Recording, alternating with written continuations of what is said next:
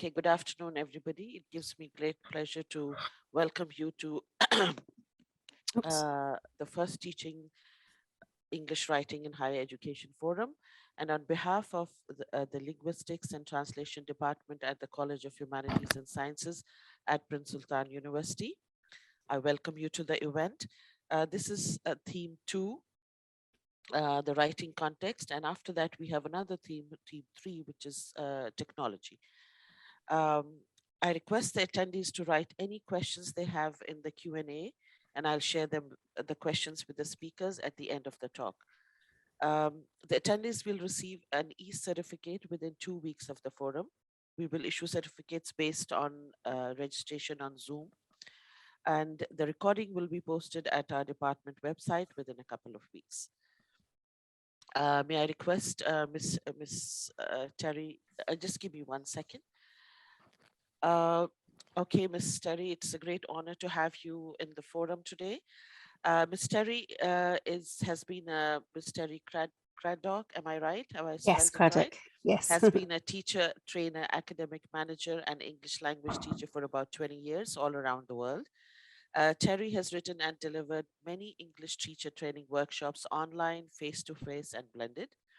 Her training focuses on providing practical ideas and tips that teachers can use every day. Terry is currently working as a teacher trainer for Oxford University Press in Saudi Arabia, where she organizes training events for outside speakers and delivers specialized training programs for schools and universities. She's written a variety of bespoke training programs and is a consultant for syllabus design. She's also assisted universities and schools in designing continued professional development programs. Terry is Delta qualified and has a master's in teaching English to young adults. Okay, Ms. Terry, you may begin now. Just a reminder, we'll keep the last 5 to 7 minutes to address the questions. Sure, no problem. Great. Thank you so much. Thank you so much, Ms. Fauzia. And thanks for giving me the opportunity to join this conference. Before I continue, I just want to say what a good topic this is. To have something around writing, I think, is so important for various reasons that I'm going to go into during my presentation. So welcome everybody to Collaboration and Structure and how to get students more motivated to write, and how to really help students to improve their writing, because I think one of the missing pieces often is collaboration. So thinking about encouraging students to write, what are the problems? And then I want to look at the right kind of approach. We touched on process approach with the last speaker, and I want to mention that as well. I also want to talk about working with a model. I'm sure that you are all familiar with all of these, but what I also want to get onto are some useful practical activities that teachers can take into the classroom. So first of all, what's it all about? Why do our students feel so negative about writing? I'm going to show you some ideas, and let's try and make this, I know we don't have a lot of time, but let's try and make this a little bit interactive. Can you, in the chat box, can you type in any of these ideas that refer to you if you're teaching? Any of these things that you may have heard, or you may have an idea that you feel your students have these attitudes. Do they feel like they just can't get started? Have you heard students say, oh, writing, it's boring? I often have to start my writing lessons pretending it's not a writing lesson, but we're doing something else. Often if I say to students, we're doing writing, there's a big groan of, oh, not writing again. Do you think your students feel like it, especially when we do process writing, it just takes so much time to get through everything and correct mistakes? Or maybe there's something else. Let me just check the chat box. Basically, all of them, Anita says, all of them, Fazila says, but especially not having any ideas and knowing how to start. Don't have any ideas. Somebody, and I do apologize because I can't read Arabic, but somebody has said it's difficult. And I think, and Dr. Tahira has said it's so difficult. Generally speaking, it's hard to get motivated. I think every student needs a level of challenge, but once the challenge appears so far ahead of them, it can be really demotivating for them.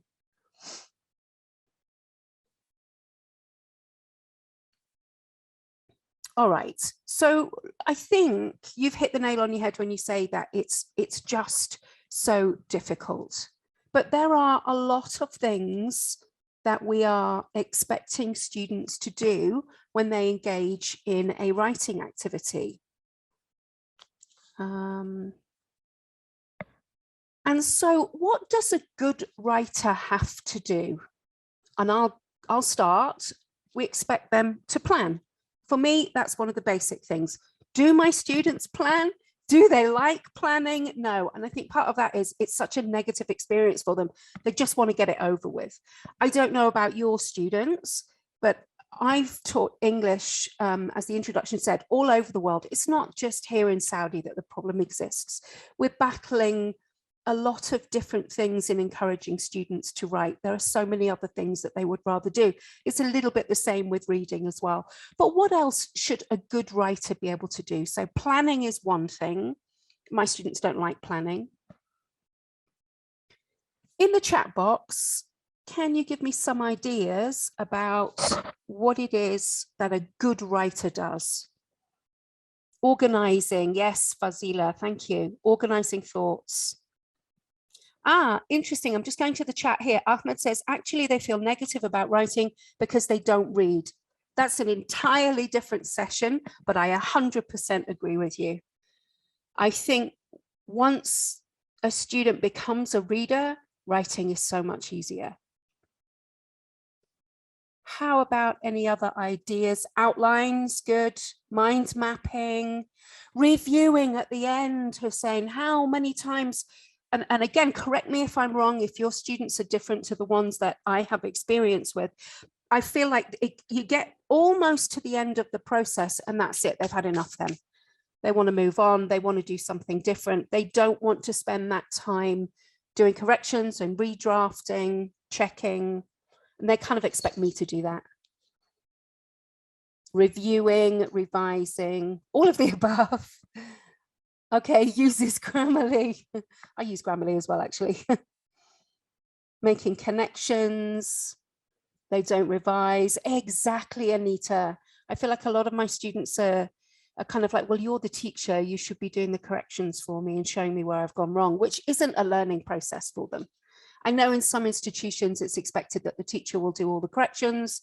The students just rewrite it with the teacher's corrections. I think the learning process is about them correcting their own work and indeed correcting each other's. Okay, thanks for those ideas. I've collected some here.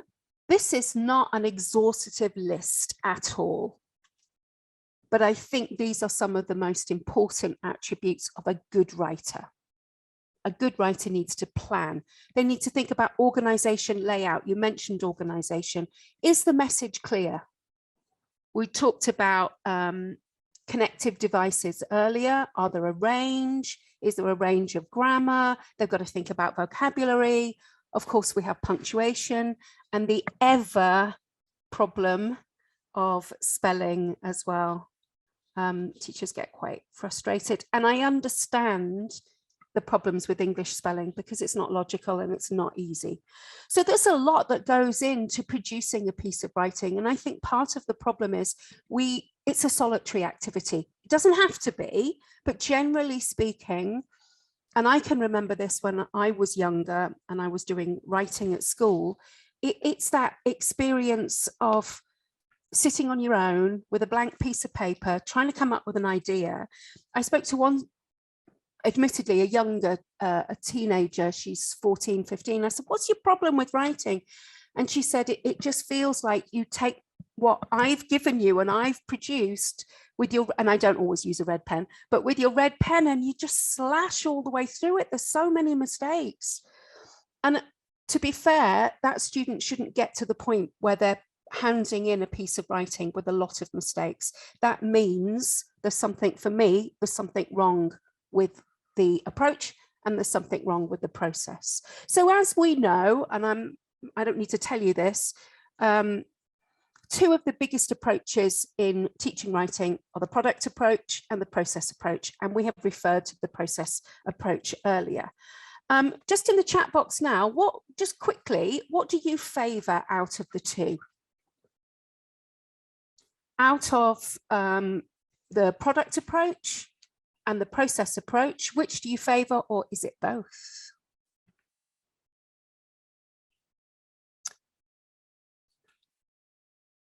Okay, both. Hussein, you're the same as me. I rarely think that one approach and one methodology in teaching is appropriate. Okay, and there we have Abdulaziz, process towards approach. It's not usually black and white. There's normally a mix of approaches and methods that we use. Okay, so good to see lots of you saying a mix of the two. Let's look at the product approach then. What I like about the product approach is, what I don't like about the product approach is this focus on the end result, which, you know, is obvious from the phrase a product approach. But I do like using a model with students. And if you are familiar with the Oxford coursebook Q Skills, the digital component of Q Skills has what's called a writing tutor that actually actually has a model for students to work with. And there are various different activities that they can do with that model, hugely useful. But it's not just about studying a model, but it's also about manipulating the different elements of that model. And then, of course, we have the process approach.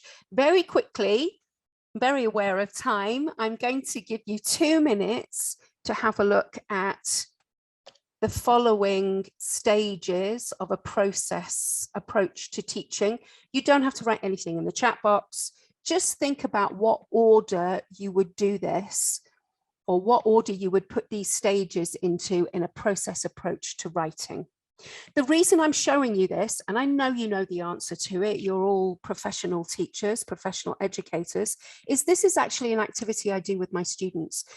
Before I even get into the process of brainstorming or analyzing a model or collaborating or whatever, I get them to do this to actually really focus them on the value of the process.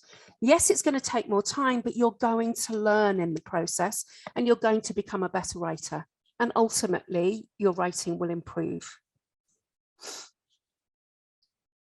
Okay, just checking the chat box there. So again, you don't have to put anything in the chat box, just have a think about these different stages of a process approach to writing and what order you would do them in. And I'm not doing this to test you. I'm doing this as an example of an activity that you could do with your students. And to get them thinking about, why do we collaborate when we collaborate? Why would you be doing planning next? When would you be doing editing? Why is it important to review? If you have an activity with that, then generally you're kind of drawing their attention to it.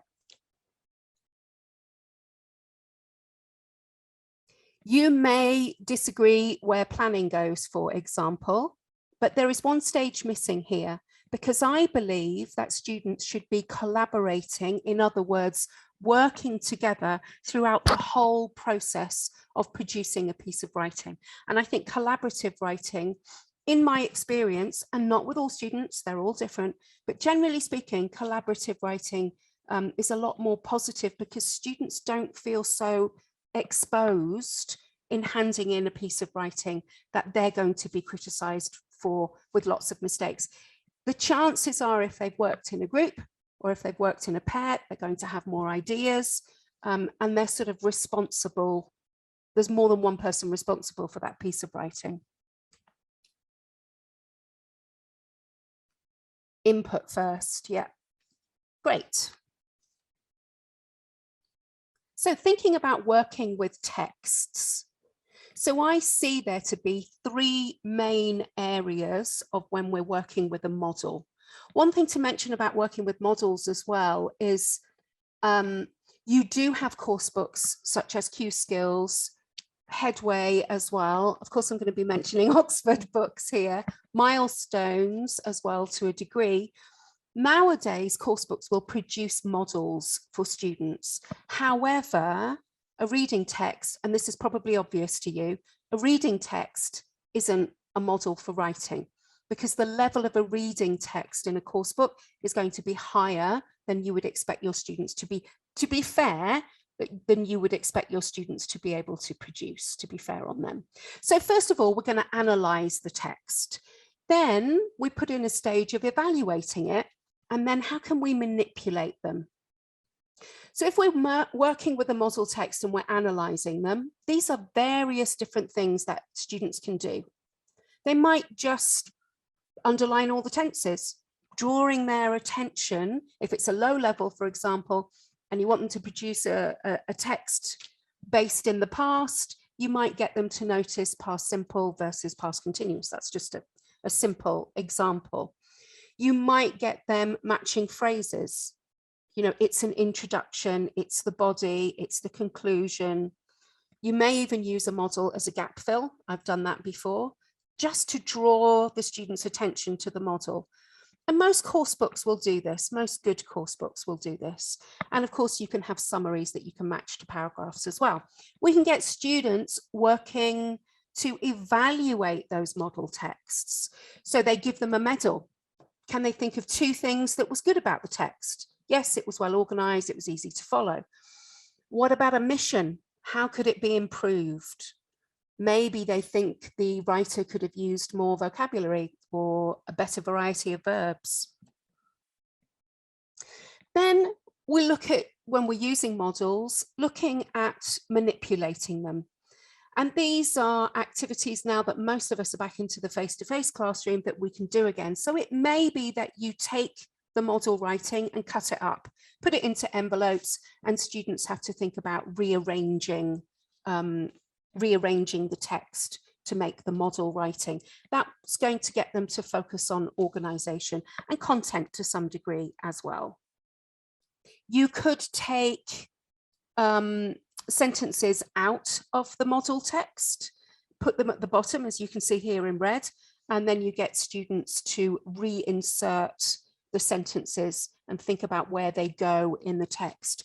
Again, you're looking at organization there and sense to a degree. So onto the, I'm just checking the time on my phone all the time. I do appreciate we need to spend some time with questions at the end. So let's move to the section of my presentation that I think is the most important one, activities. How do we teach it?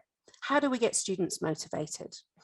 One of the activities I wanted to talk to you this afternoon about is what I call a version of dictogloss. So dictogloss is a dictation. So you take a model text, and there's a model text in front of you from Headway, and this is about food, different kinds of food that are eaten in different parts of the world. Now, you're not going to show the students the text, it's a dictation. First of all, you dictate as normal. I'm not a massive fan of dictation, but you just dictate the text, but you read it quickly, so the students can't possibly write everything. And then you get them to work in groups to reconstruct the text. So you're going to read it again, and students make notes to reconstruct the text. So this is a form of collaborative writing. Now, what I do with the students is I put them into groups of 3, depending on the kind of language which is in the model. And in the groups of 3, one student is nouns, one student is verbs, and one student is adjectives. Now, the student that's nouns is going to listen to me dictating the text again, and they're going to write down all the nouns they hear, just the nouns. Student B is going to write down all the verbs they hear, only the verbs, And student C is going to write down all the adjectives they hear. At the end of me dictating the passage, the text, these three students will work together to reconstruct the text based on the three lists of words that they have. They have to collaborate, they have to communicate, they have to write, they have all the information they need from the three lists, but it forces them to work together because they all need each other. The nouns need the verbs need the nouns, and everybody needs the adjectives as well. So that's a nice practical activity that you can use with very little preparation. My favorite activities are always the ones where you don't spend hours preparing. I wanted to mention a really neat digital tool that I came across during lockdown called Plot Generator. Now, this is basically a digital tool, a website that's free. Everything I suggest is always free, to really encourage those students who you can't get off the floor and they don't want to write. So basically, all they have to do is fill out a set of prompts. So they have to, if they can't think of a protagonist, they can click on the arrow here and they'll make suggestions. They click on a scene. They click on what kind of conflict is it? How is the resolution? There are several prompts that they have to answer. And then they click on write me a short story, and the website actually generates a story for them. Is that writing? No, I'm not saying that that's writing. Is that an excellent way to get your students interested in writing? Yes. Do they still have to come up with ideas? Yes. Is the writing at the end of it personalized? Yes. And you can get students working on this in pairs. That's very popular for students who really lack confidence in writing. I'm sure that all of you are familiar with the flipped classroom that's been around for quite some time, where basically students are given content that you're going to teach before the lesson. So they interact with the content, and I'm suggesting here they interact with a model piece of writing. They do that at home, and it might be that they answer some GIST questions on a model reading text. And that's what I'm suggesting here. Outside of class, before they get to your lesson, the students read a text and they answer some GIST questions. I think it's always a good idea to give students a couple of questions to answer about either a listening or a reading text. Otherwise, they're just sort of randomly reading. So they read the text at home before class. They answer 2-3 GIST questions that you've given them. Then when they get to class, you get them straight in the groups, you get them collaborating immediately. They discuss the answers to their GIST questions. Then the teacher gives the students a summary of the model, but it's got some mistakes. They go back into their groups and they discuss where the mistakes are in the summary. They fix the mistakes and they rewrite the summary. So that's another way of kind of forcing students to collaborate, because I just find that writing activities go so much better when they work together. And also you have the added benefit that they're talking together, hopefully in English. Another website that I wanted to share with you that I think is super useful for vocabulary. A lot of my students say, I don't have the words, I don't know what the word is. So I get them using Edwordle. I don't know if you are familiar with Edwordle. Again, it is a free site for generating word clouds. I'm sure you know what a word cloud is. It pulls out the most significant words within a text. So you basically, on the website, you've got your model writing text. You cut and paste that model text into the site. It's very simple. I'm not very tech savvy, so anything I suggest people to use is always really, really easy. So you cut and paste your model writing into the site. You click submit and the site creates a word cloud. These are all the significant words from the model writing, sorry. So you could use this group of words to get students to predict what they think the model will be about. So don't give them the model writing, just give them the word cloud and say, we're going to look at a model piece of writing. Here are the words. What do you think your model writing is going to be about? You could also, if you think that the model writing has new vocabulary that's going to be useful for students, they can check any new words from the word cloud before they actually read the model. Okay, I realized that I sort of galloped through that presentation. I'm used to having a little bit more time, but I have left enough time for questions for us. So if anybody has any questions, don't be shy. I can't see anything in the Q&A or in the chat. Ladies and Yes. gentlemen, could you please post your questions in the Q&A?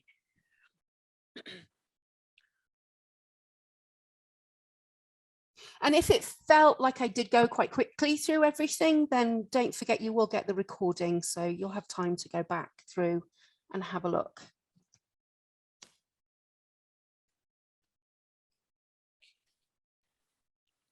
Or if you, not necessarily a question, if you just had something that you wanted to share with us as well. It's a really good opportunity to have so many people together.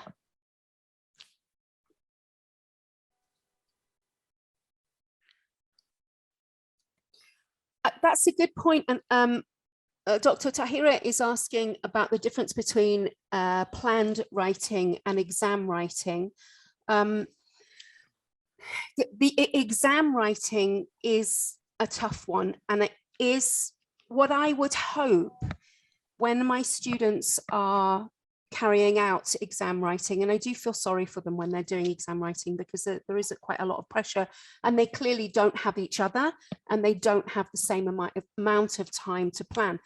The difference for me is in exam writing, I don't expect the same standard as I would when I'm working with my students because they have my support and they have each other's support.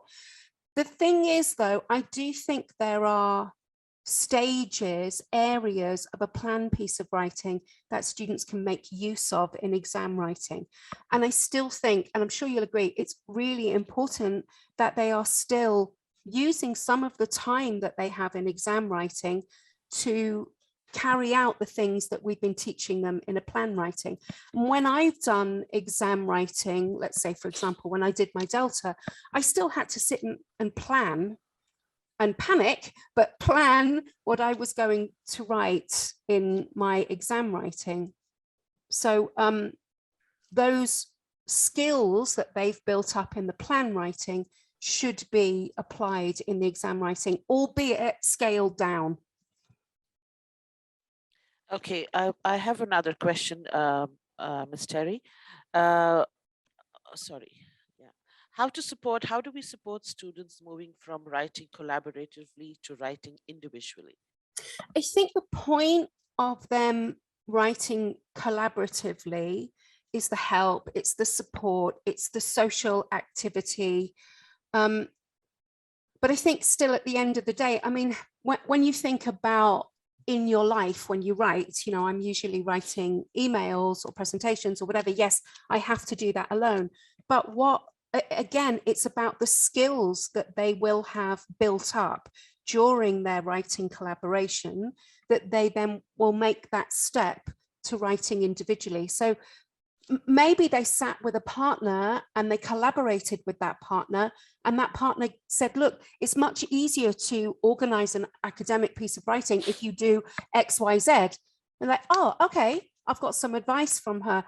That's something that I can take and I can write when I'm alone. The whole point of writing collaboratively is that you're going to get ideas from each other, and those ideas, you will have them when you write individually.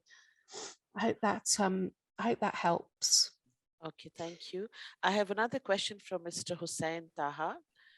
He says, the problem with collaborative work is that some students depend on the others and do nothing. What do you think we can do to help them to be part of the group work? Thank you, Mr. Hussein. That's an excellent question. And this is part of group dynamics. It's inevitable. however much you stream a class, you're going to get stronger students and you're going to get weaker students. You also get students who are not necessarily stronger, but they dominate. I think it's a very skilled teacher who knows what character to put with what character. Look, it really depends on the goal. For me, when I'm with my students, I don't necessarily put what I call my A students with a really low level, because they're not going to work together. The really good student is going to get frustrated, and the really weak student is going to get freaked out by it. So I tend to put students together who are one like a little bit better than the other one, so that they you know, say for example, it's something like, oh, I can't get the present perfect right. Oh, it's okay, I just learned that last week. Come with me and I'll help you. That's not dominating. That's someone who's just a little bit better, and then they're able to help. There are some instances when I put all the A's together, all the really dynamic, good students, you work together and you're not going to get the level of support from me that I'm going to give the lower level students. I put the lower level students together and I work together with them.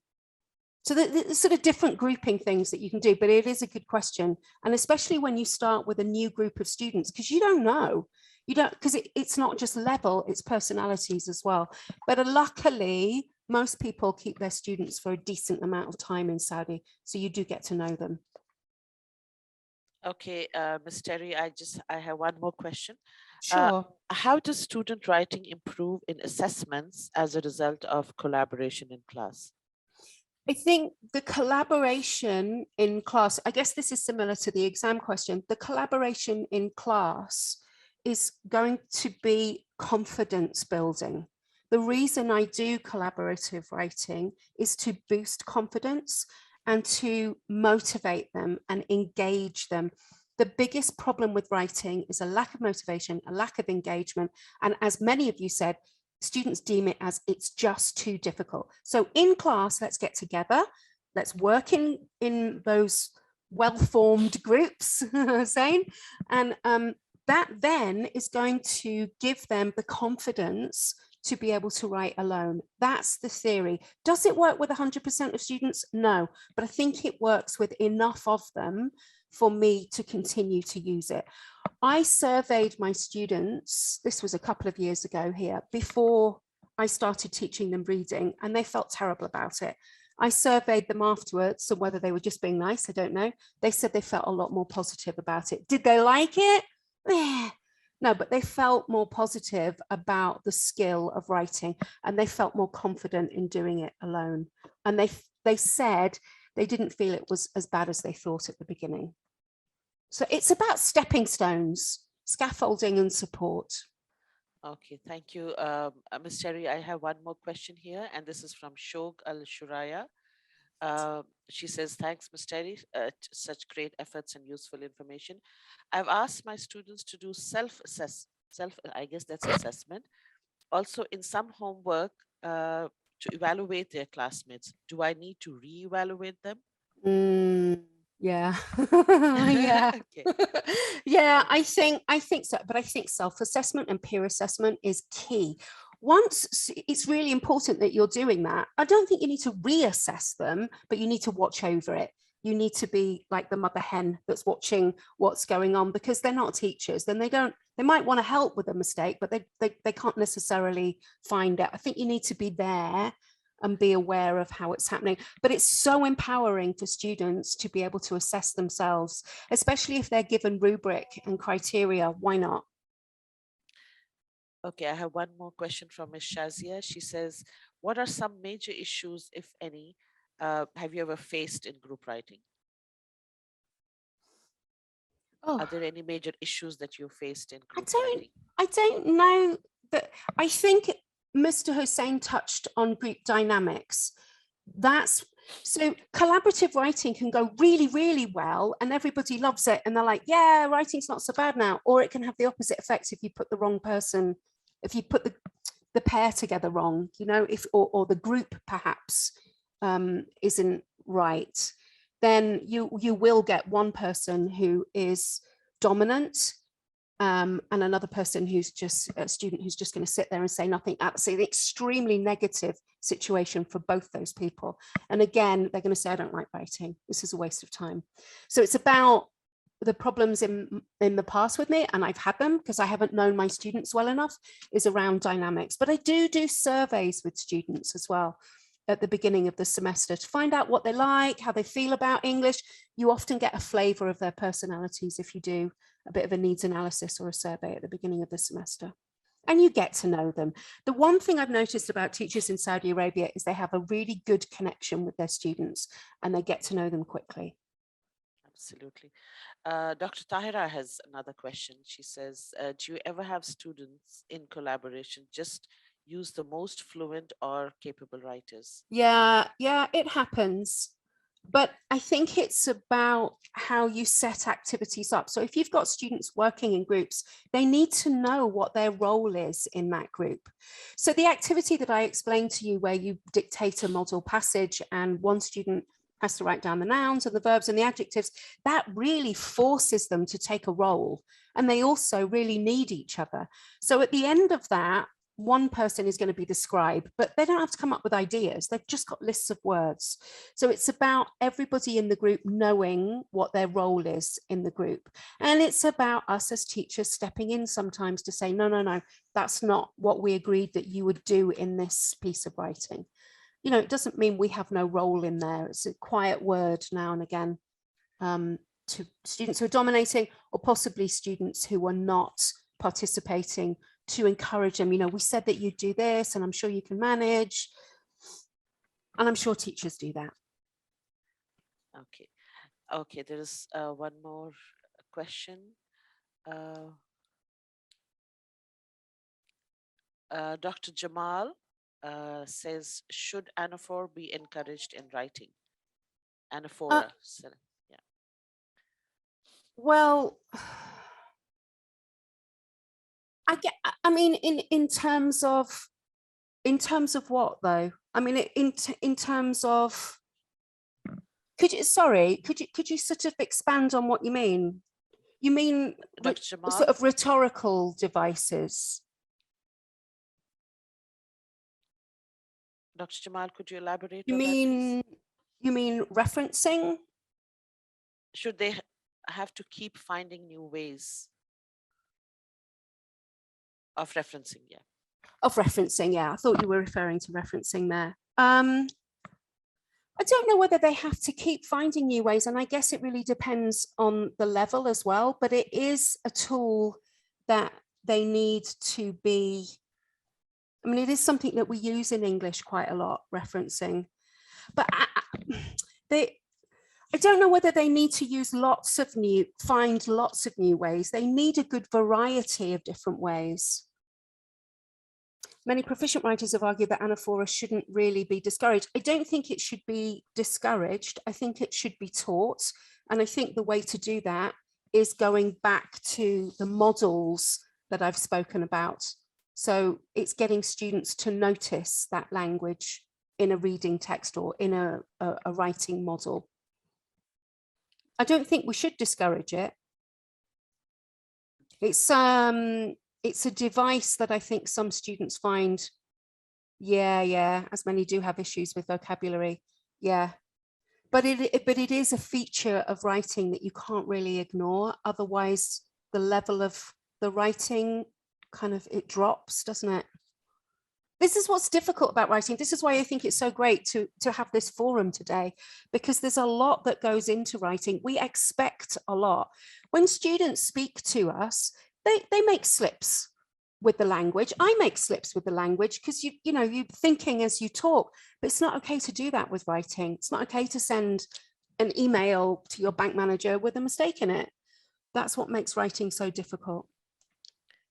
Okay, in terms of content, Ms. Terry, I noticed that, especially in the recent past, I noticed that the content of writing is not very rich.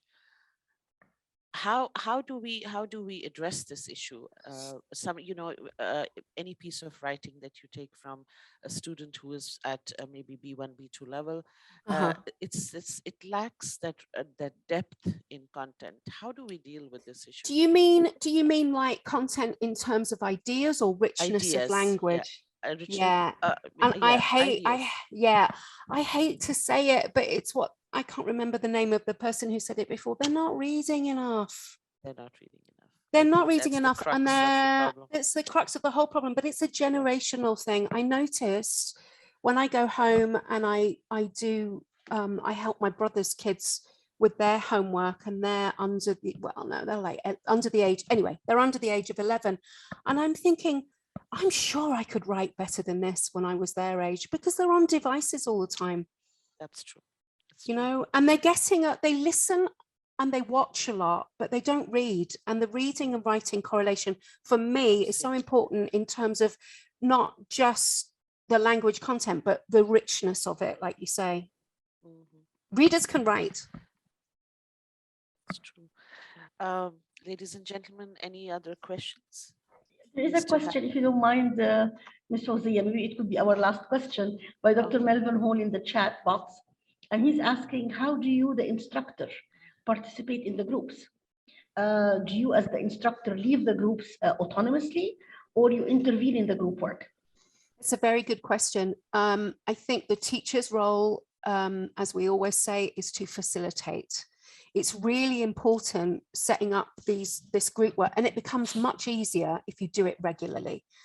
The first time you set up collaborative writing, it's clunky, and you get a lot of students going, what am I supposed to do? What's she doing? Or what's he doing? Or, yeah, because they're not used to doing it.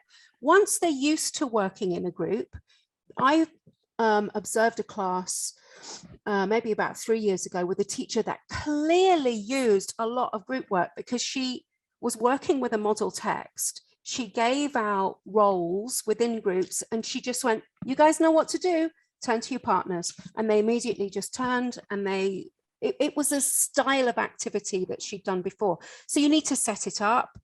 The roles need to be clear, the goals need to be clear, but in terms of how much I give, I try to give very little. Because otherwise you get, and I think there's a little bit of a culture here as well of, which in some ways is lovely, teachers all knowing, teachers the expert, I must ask the teacher when I don't know something. And actually they can be using each other and collaborating and communicating with each other a lot more. But if you start intervening and interjecting, then they'll immediately go to the teacher. They love their teachers here. But it's important, I think, to stand back and say, all right, I've given you all the tools you need to be able to do this activity. I want you to think about that, or think about this question. In terms of giving ideas, it's a delicate balance. I hope that helps. Okay. Any more questions? Okay, with that, thank you so much, Ms. Terry, for your very enlightening talk and all the ideas that you shared with us. I specifically like the activity, the dictoglock activity. It's great. And thanks for sharing the Ed Wordle. It was truly, we had some great ideas to keep the students engaged and get them interested in the writing, whether it's a product or a process. Thank you so much for your time. We truly, truly appreciate it. Thank you so much for inviting me. I've really enjoyed it. There's nothing I like more than talking about teaching with teachers. So happy Saturday. Thank you so much. Thank you so much. It was truly an honor to have you here. Let me stop sharing. And you can pass over. Okay. Yeah. Okay, with that, is the second presenter here? Just a minute, let me check. Dr. Hussam, yes, Dr. Hussam is here. Okay, are we ready for the next speaker? Dr. Hussam? Okay. Yes. Okay, just give me one. Could you please share your screen and? Sure. Okay. Give me 1 second, please. Yeah. So that we can start the recording. Okay. How's Okay. that? Okay. Yes, we can see your screen. Okay, we continue with our second theme, the writing context, and with us we have Dr. Hussam Rajab. Let me just introduce our audience to Dr. Hussam Rajab. Dr. Hussam is the Research Unit Coordinator and Representative at KAU ELI. He has an MSc in Instrumentation and Analytical Sciences from the University of Manchester Institute of Science and Technology UK, and a teaching PGCE from the University of Manchester. He was also awarded an MA in Educational Leadership and Management from Manchester Metropolitan University, UK. He has a doctorate of education from the University of Exeter, UK. Dr. Rajab's research interests include contemporary research methods, second language acquisition research, L2 reading and writing, and the psychology of teaching and learning. Thank you for your time, Dr. Rajab. We can start now. Thank you very much, Ms. Guni. I'm very grateful for this opportunity. It's great to be here. It's been you know, a very interesting few talks, especially the one by Terry. I think she managed to cover most of the points I had in my mind to cover, but maybe I can add or shed light on a few other points. So without further ado. Just one, sorry. Yeah, sure. Could you please allow the last 5 to 7 minutes to address the questions? And ladies and gentlemen, if you have any questions, just keep posting it in the Q&A and we'll be addressing the questions later on. Dr. Rajab will address the questions later on. Thank you. Oh, of course. Thank you very much. Okay, so we are going to present few ideas that I thought maybe I could share with you. Just probably think of it as a continuation of what Terry has mentioned and previously from the previous talks as well. Writing is not really a very popular topic for the teachers, okay, and even for the students as well. I will try to just, you know, give a quick look over writing. Why is writing such a big challenge for both teachers and students? Ideas that might work. I should say it might work because it depends on the type of class you have and your students and what how motivated they are and how engaged they can be. Future research, perhaps. I am very keen on these issues, and question and answer like Ms. Buni was saying. Leave some minutes till the end. Okay, right. What is writing? Now, believe me if I say this. I know some of you won't believe me, but if you do believe me, there isn't a single definition for writing, because it's such a complex process, and it involves so many different things, both mental, physical, cognitive, metacognitive, so many things. But Hacker, Keener, and Kircher in 2004, they've got a lovely book, and I will put the picture of this book if you are interested, and you can spare some time to read some of these points that they have mentioned in the book, especially chapter 9. They mentioned that it's the production of thought. You have an idea in your head. It doesn't matter if it's in L1 or L2. Of course, if it's in L2, it's a little bit longer, okay? So it's a long process. Thought for oneself and or others under the directions, you know, of goal-oriented, directed metacognitive, thinking and metacognitive principles in your mind. And then you translate that, you transfer that into written words and sentences and paragraphs, and, you know. So this is one of the things that was mentioned in this book, Handbook of Metacognition in Education. It's a great book, and in chapter 9, they do go into a lot of psychology about writing. If you are interested in this, as I said, it's a very disliked topic by many teachers, and as we are going to see. Now, rather surprisingly, if you think about you know, the extensive research on writing, okay, as I said, the definition is rarely there, it's rarely provided, okay, and one of the definitions we have seen is talking about, you know, formulating a thought and then transferring it into a written production of sentences and paragraphs and, you know, essay.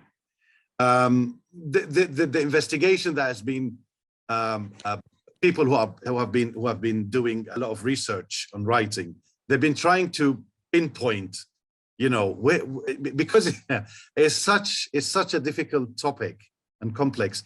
They try to pinpoint where do we have you know, the actual parts and elements of writing, so that we can, you know, nail the main challenge on the head.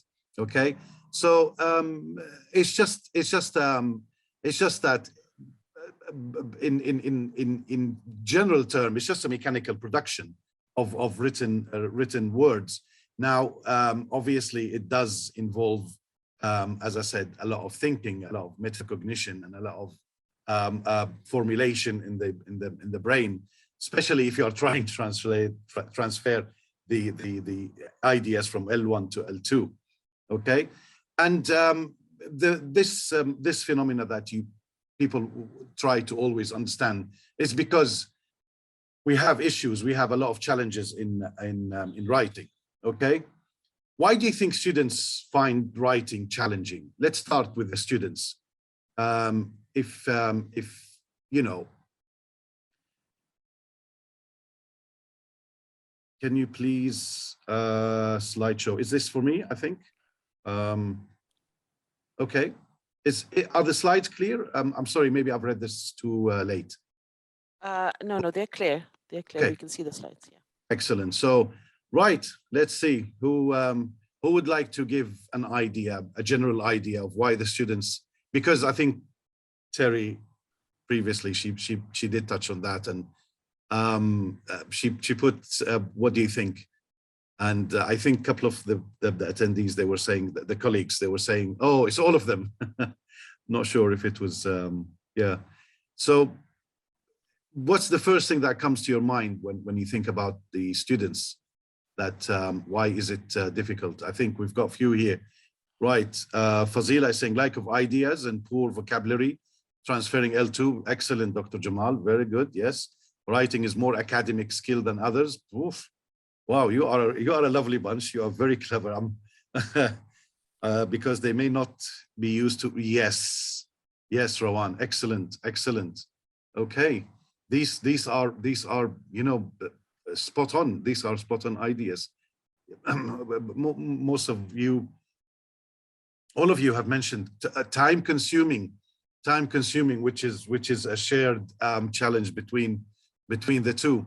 Let me ask those, thank you for sharing these ideas. Let me ask the non-Arab speakers, okay? Arab speakers are not allowed to participate in this one. Okay, I'm gonna show you in 1 minute. Yeah, okay. The first one I would like to share is it's different language, okay? And I want you to tell me, what can you read the first top sentence at the top?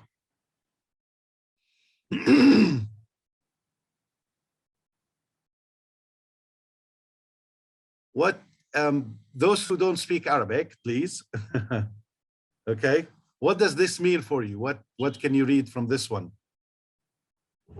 MashaAllah, Fazila is very good on her interpretation.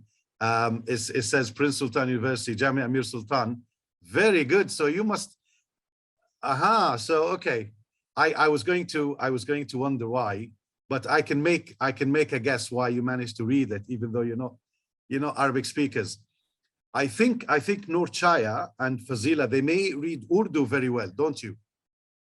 Yes, am I right, or is it because you're familiar with Arabic? Because yes, okay. So we have similar We have time to learn Arabic, Terry. Okay, so I mean, don't worry. It's not. I'm not trying to judge. I'm sorry. I'm just trying to say, for the Arab students, especially when they come at 101, and I don't know if we can even find something lower than 101. Yes, if there is 001 or 0001, then some of the students who come, they are at that level. They for them, it's like, you know, it's like a new language. And of course, yeah, English is a new language, but they must have studied it since they were, what, 10, 12? For 6 years, they should have studied it at schools. But some of them, honestly, without, you know, joke aside, they can't comprehend the actual letter complication of the letters. And obviously, you have other languages like these. For example, for me, I don't know what this means. I mean, I know what it means because I've typed it myself. I'm familiar with the words, but I'm not sure if anybody speaks this language. Anybody recognize this language in the middle and the other one at the end? No? I think last one is Russian. Okay, very good. Okay, and the one in the middle, I guess, Japanese. It's Korean. Okay, Very Korean. good. Sorry, Abdul Wahid. Yes. Yeah, very good. Oh, Terry, here we go. Very good. It's Korean. Okay. Those who said Korean, can you read it? It's not a quiz. I'm just out of curiosity. I'm just wondering. Okay. It says Prince Sultan University again. My daughter said Korean. There you go. I mean, I was just gonna mention that young age is really important in the process of writing. If they can write, if they love writing from the young age, it will grow with them. Anyway, this was just a quick opinion. And as I said, and as you have mentioned, many of you have mentioned correctly, of course, and spot on, learning the skill, producing it and reproducing it and correcting and recorrecting the drafts can take ages for them. And students nowadays, they just want to, you know, something quick. You know, I'm used to social media, I'm Twitter, blah, blah. I just want to get on with it. So yeah, it involves complex cognitive abilities. When you tell someone to speak, when you tell someone to read, when you tell them to say something, it's different than when you say write. And by the way, from many people who I'm going to mention the names at the end, they mentioned something very, very specific about writing. It's a visible skill. When you speak, it's not visible.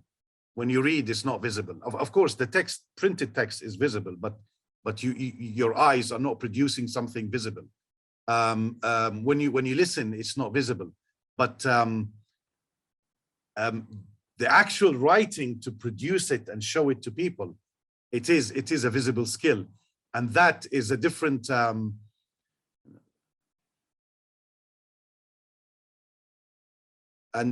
Sorry, and this is something that I was going to say, that it has so many ramifications, that when the student presents something, the fear, the psychological reluctancy to show it to people, to the teacher, to the colleagues, the feeling of, and trust me, I'm not saying just in the girls maybe, or in the particular gender, it could be in the males.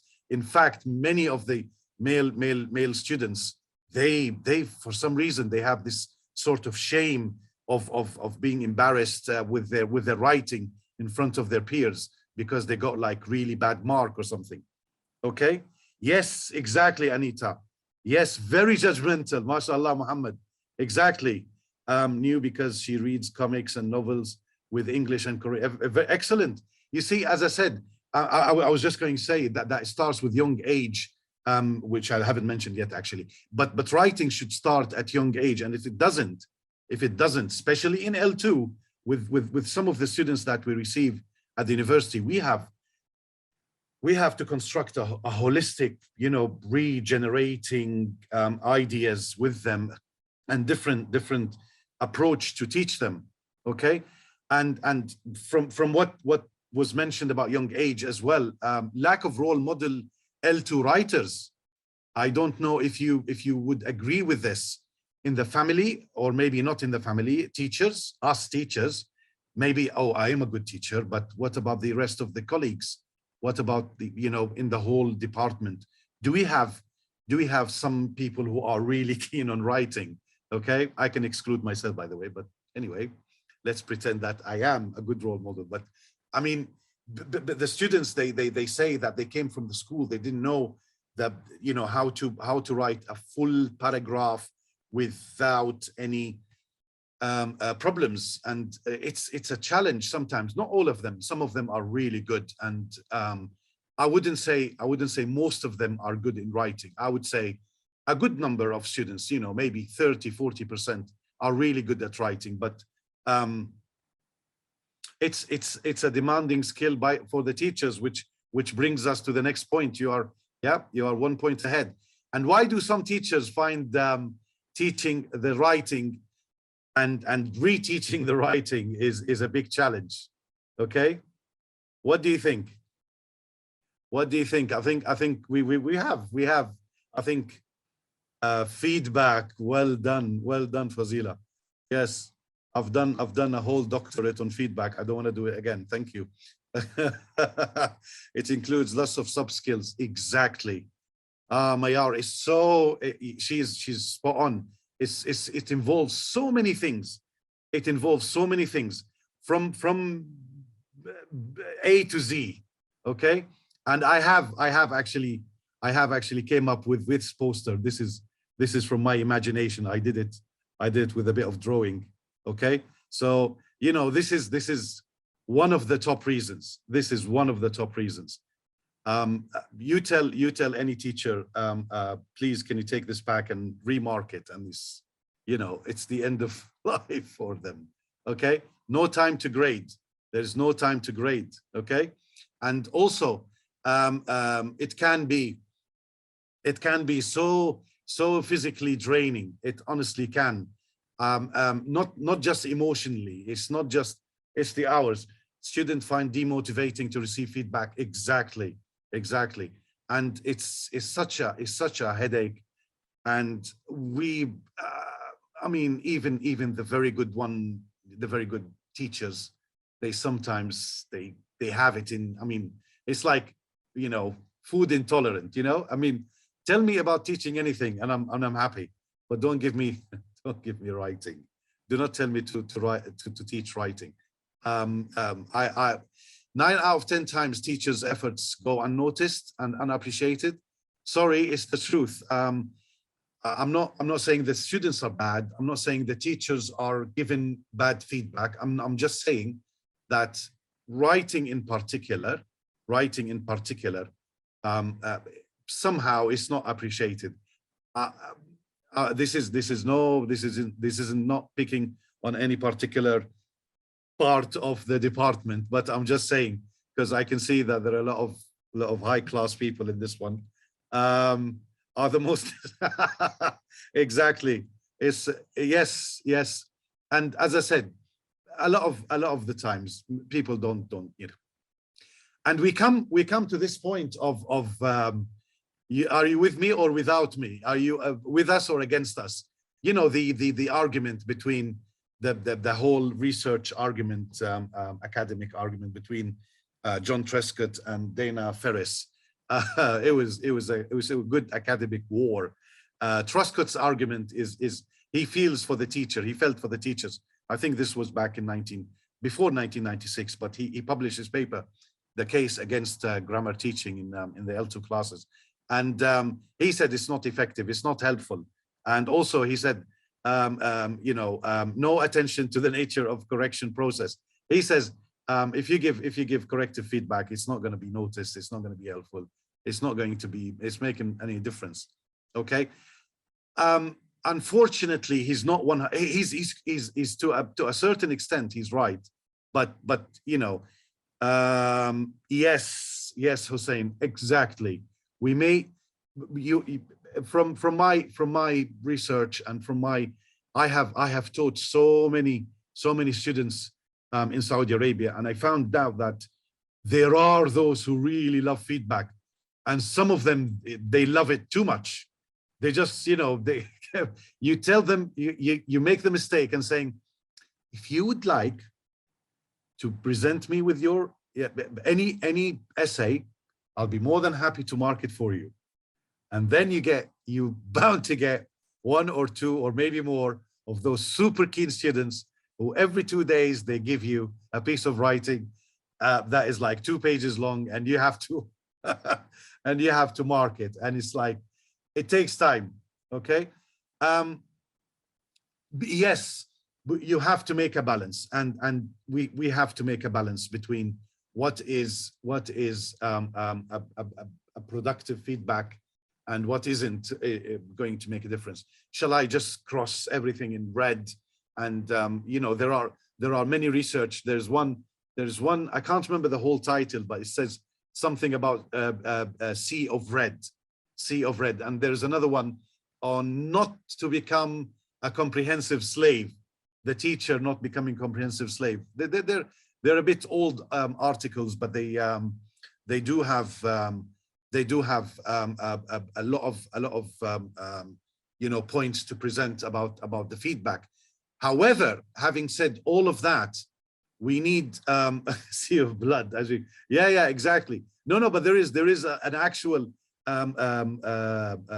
Charles, there is an actual what's it called an article, sea of red, students seeing a sea of red or something like this. It's an actual article. Many don't, and it's like wasted effort. I'm with you 80% there, Fazila, but from my research, about 700 students, the high level students, the top students, those who are you can easily say they will get 6.5 in IELTS. They do like feedback. They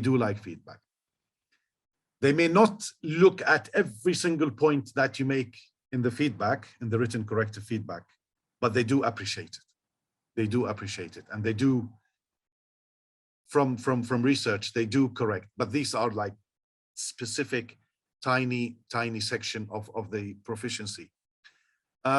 Use green pen. Yes, exactly. If you can use green pen, that would be good. And purple maybe. Okay. Now, apart from the feedback that is taking a lot of time, and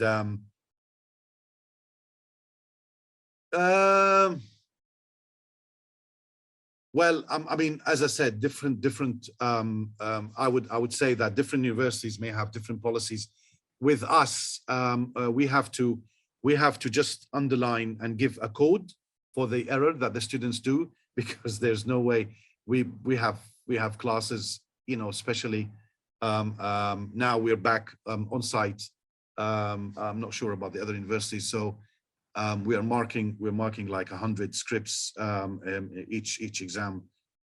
Yes, there are like corrective feedback codes, like wrong word, WW, verb tense, or punctuation for P for punctuation, and so on.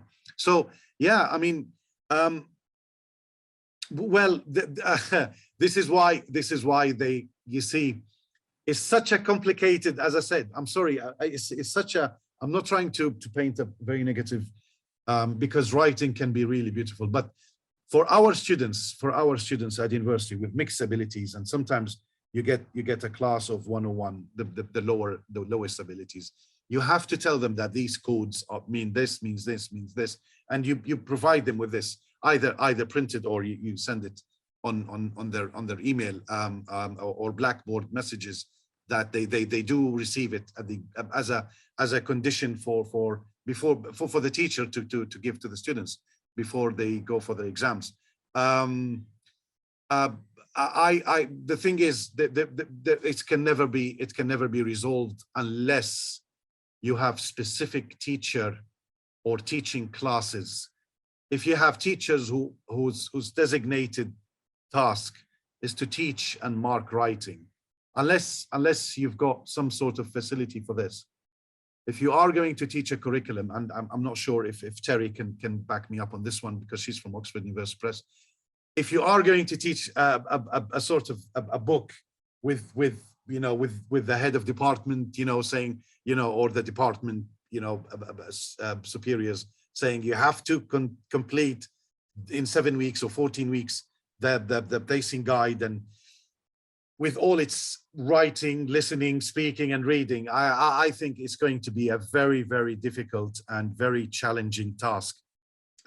Yes, and there has to be a holistic approach to cooperation between the teachers and the administration and the students, so that it's a very easy process and smooth process, which is until now, for me, it's a really difficult task.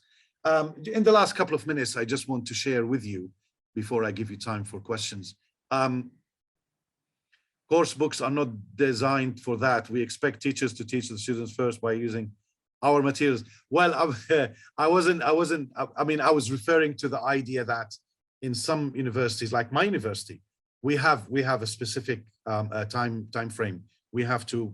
There are certain tasks, not exactly what's in the book, but we have to complete them. And the students, they would always look at us completing the tasks by saying, we've covered this page, we've covered this page, we've covered this page. Okay, so exactly, Noura. Yeah, our universities are quite prescriptive. Yes, we have, we have pacing guide. You can digress. You can use your own initiative, but or own initiatives if you have many. But the time frame can be very difficult, and then the students, they might say, "Oh, teacher, we didn't cover this page. The other classes they have." So it's a bit of a challenge.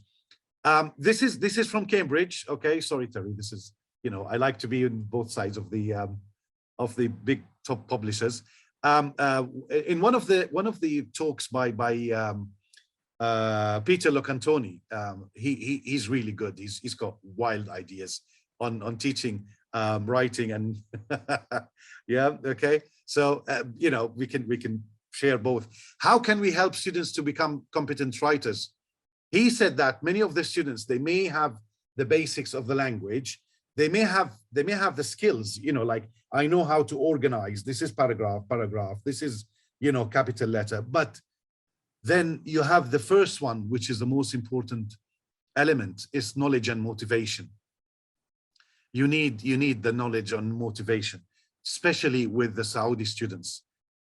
If they are demotivated, I'm sorry, you have lost them. 80% chance that you have lost them. They're not going to cooperate if they are demotivated. You have to find some really, really good tactics. And one of them I like to do is the Goldilocks. And of course, the Goldilocks concept is the one that is my motto. It's the principle I teach by. If I have students and they are lower ability, no matter what pacing guide I have to follow, I can't follow it to the letter until I am convinced that the students will be able to follow it, and I can't give them too much, like this guy. I can't give them too much. They won't be able to handle it. And one of the ideas, I'm just going to share very, a couple of slides, free writing. And you just tell them, you tell the students, what can you do about writing, and what can you tell me about your skills, about football, what about this? So you just tell them to construct something at the start of the lesson, and tell them, I want you to give me ideas. Maybe they can, pronounce, say it, speak it or say it, and then they can type it, and then you can give them this. For the lower ability, particularly for the lower ability, I love this, and they love the students. For me, what I've noticed, that they love this because, number one, it has visual errors for them to see, and number two, the correction is there. They will see the correction right in front of their eyes. Is that number two? I'm sorry, I've lost track. I'm looking at the clock, and I know that Miss Gooney is going to say, come on, quick. So anyway, probably number three, you are going to be looking at some sort of time frame. So this is a very quick one. And then you tell them, right, you've got 15 mistakes in there. Let's see. Really? Wallah, teacher? Yes, wallah. Come on, yalla, do it. And then they do it, and then you tell them to go on the board. Maybe it depends on how active they are, and then you show them, and then you cross the things, and you tell them. They love this. The lower ability. The more you go into higher ability, you have to look at the examples you have in the curriculum and in the pacing guide, and you have to improvise. And there are some prompts, for example. But most of the students, they would start with this, especially for the higher abilities. Not necessarily they will see it through to the end, but they would start, But don't tell them if you have one of the mistakes. I've one of the prompts, I said, what would you do if you have $5 million? And of course, I teach male students, and I'm sorry, there's some of them, they're really shallow, and then it just goes into, I will marry 4 wives and I will have this, and the idea wasn't, but they, no problem, it's writing, as long as you manage to do the writing, and then you try to encourage them to think about other things. And self-educated, she taught herself through the YouTube. Yes. The thing is, Noura, I mean, I've always taught the students to go into Twitter and to this and to that, and they're a little bit to write an organized way, and he does practice reading at all. They can because they use this. They use this all the time. If it's like, trust me, if it's a short sentence, they will. If you tell them, I want you to write 2 sentences about who do you want to win the World Cup, they will, because they do. Mashallah, 10 years.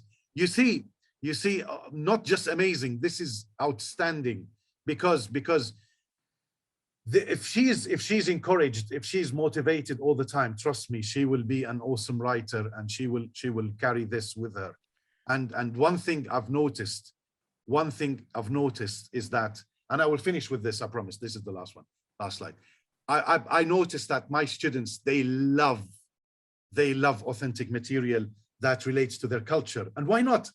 There are the Saudi Arabia, the Arabian culture is so full of culture.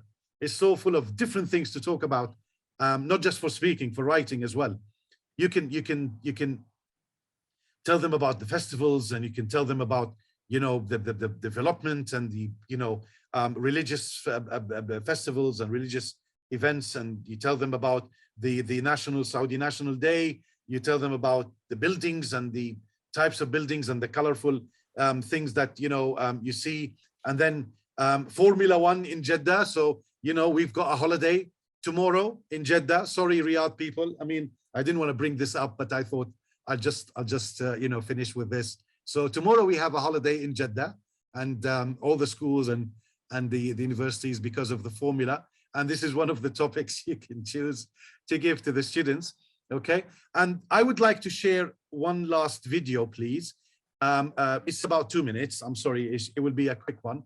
And in this video, I'm going to show you one of the teachers in America. He's doing a very quick prompt. It's just 3 minutes video, and then it will go to questions and answers. Hopefully we have time. Okay, just quickly, please, if I can share this. You share the video, if I can. Okay.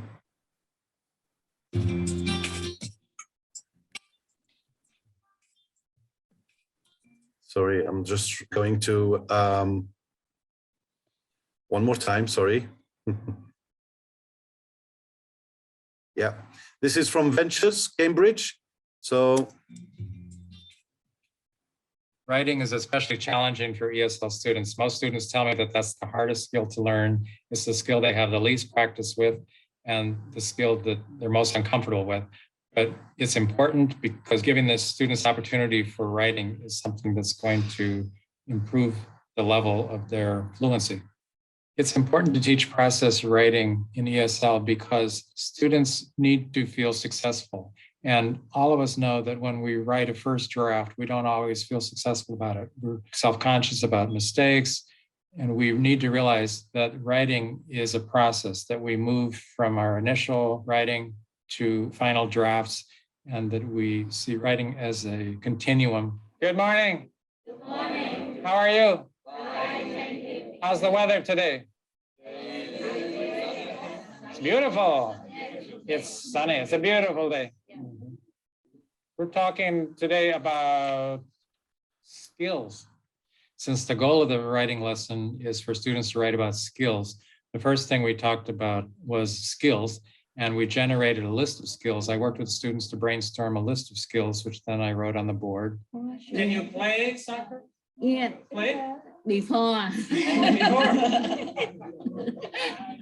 Let's read these together. Everyone, please repeat. I can cook. I can cook. I can drive a car. I can drive a car. I can play ping pong. I can play ping pong. I can play soccer. I can play soccer. Soccer. Soccer. And then we started thinking about the idea of work skills versus life skills. Okay, now some skills are work skills. We talk about work skills. These are skills that you have when you work. Some skills we call life skills. The purpose of that activity, again, was to sort of claim the vocabulary, to be using the vocabulary, and also for students to really be thinking about whether they had various skills or not. Daniel, Saifu?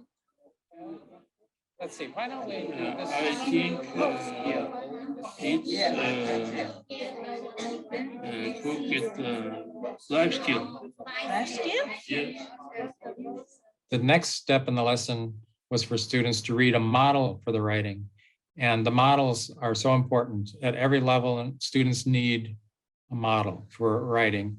And the model was in the form of an email for their own writing. Is this a letter? What is it? Exercise B. A letter?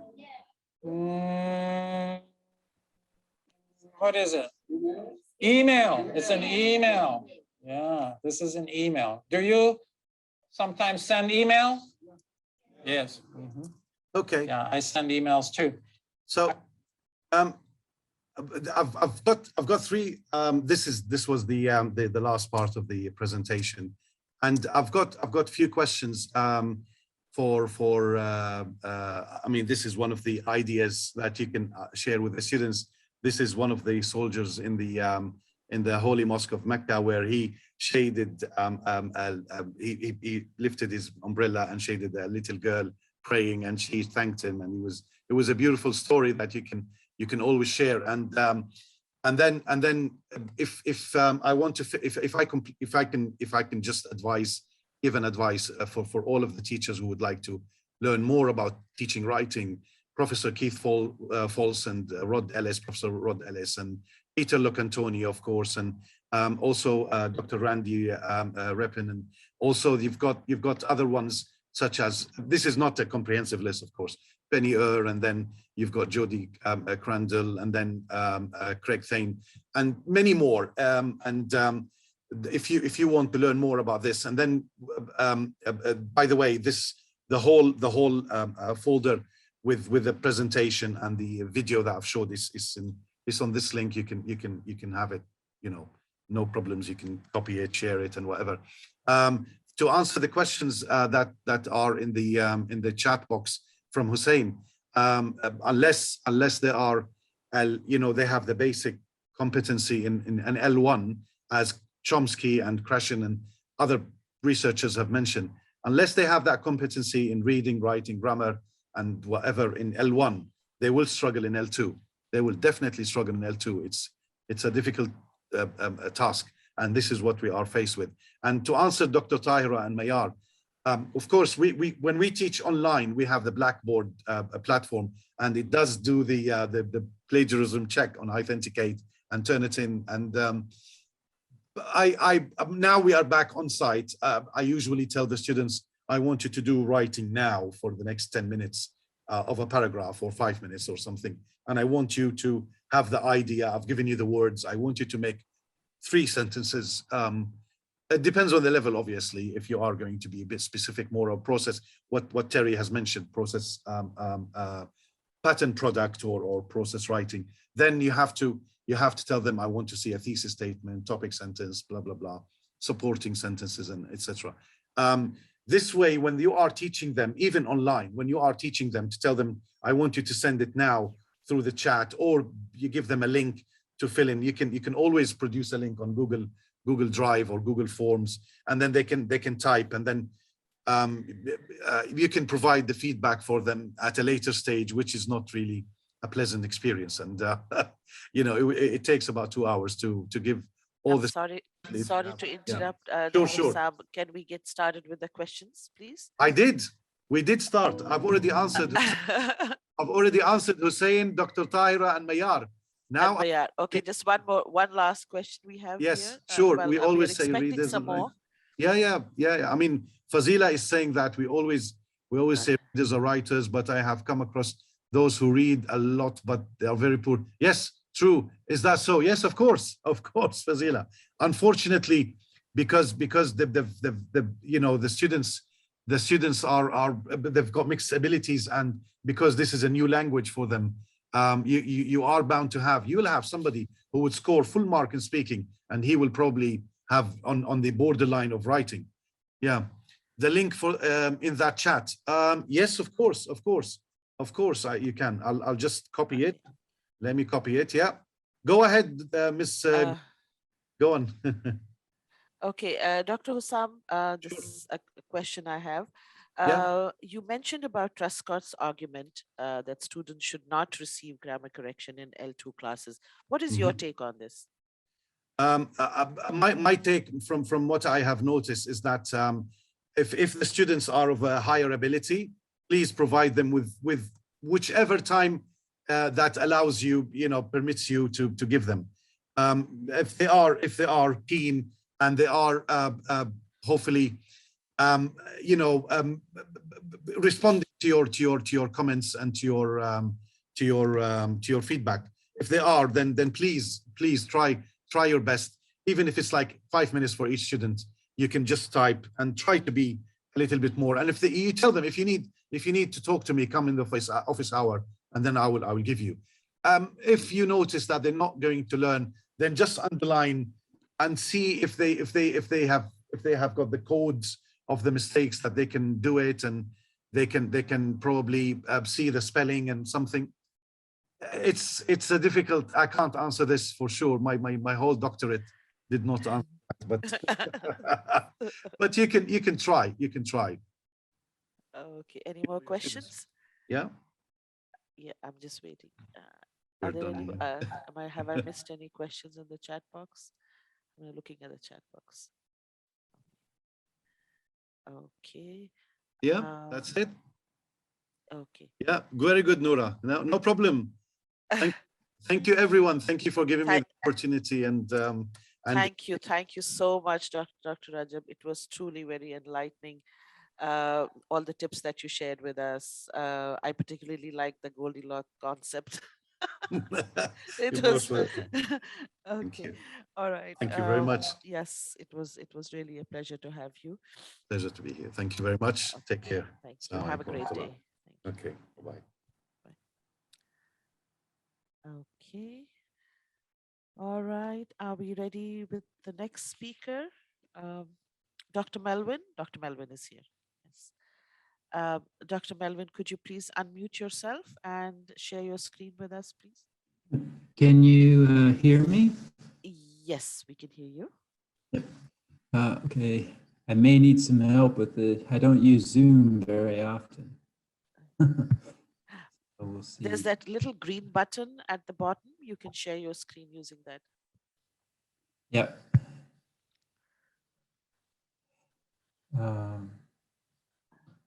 Okay. Can you see the bright green button at the bottom?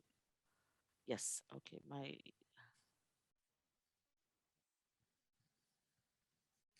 So, should I go ahead and start? Just a minute. We are not able to see your screen yet. Oh. Okay. Okay.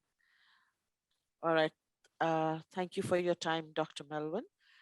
We still continue with our theme 2, the writing context. And it gives me great pleasure to welcome Dr. Melvin.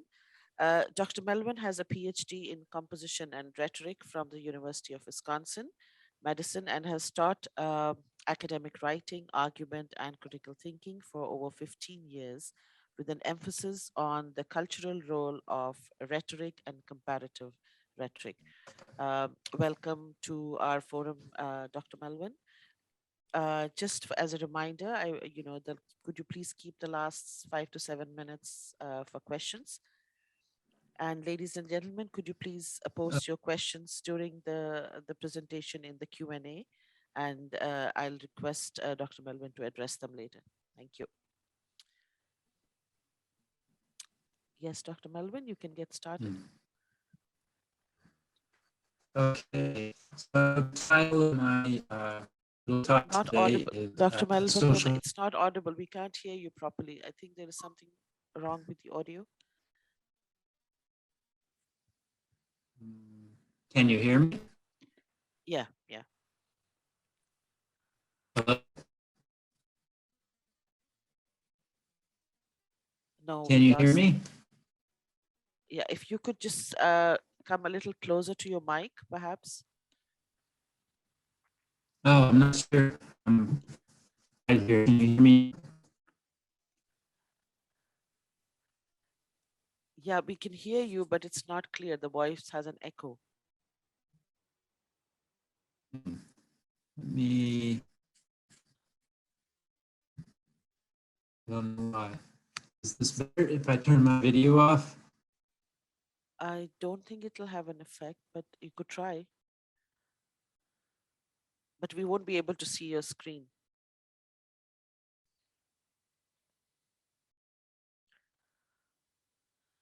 I guess, Dr. Melvin, if you share screen and turn your video off, it could help. Okay. Hello? Yes, Dr. Could Melvin, you can could share you your share screen, please, Dr. Melvin, but don't open your camera. It could help. Yes. Okay, I got kicked out somehow. Yeah. There. Can you hear me though? Yes, we can hear you, but we can't see your screen.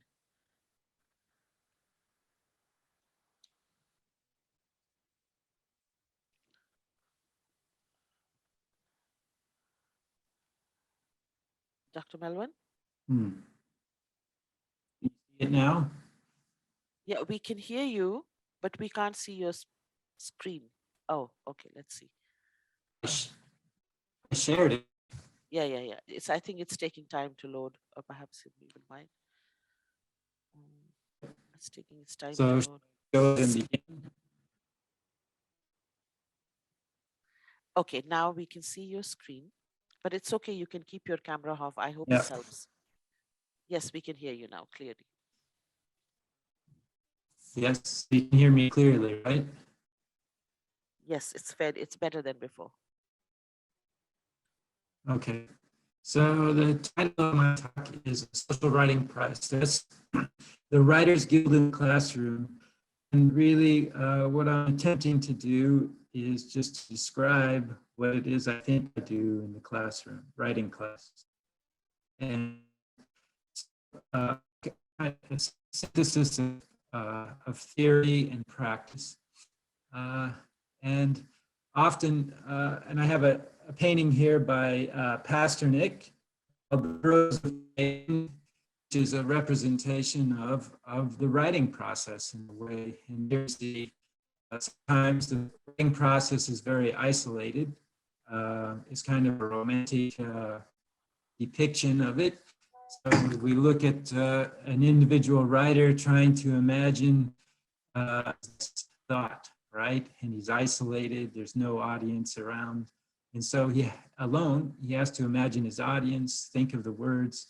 He has to, in a sense, invent everything in the writing process. So one way of imagining the writing process is that it's isolated. And certainly all of us as writers felt that way. Let's see. So another painting by Jan Steen, it's called Rhetoric at a Window, and it depicts writing in a social way. And you'll notice that this painting is a bit more enjoyment involved in the writing process. And a group of people around, you see the piece of writing taken out to the light of day.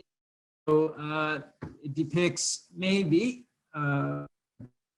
writing is done in a social setting. Are you still with me? Yes, yes, Dr. Melvin. Okay.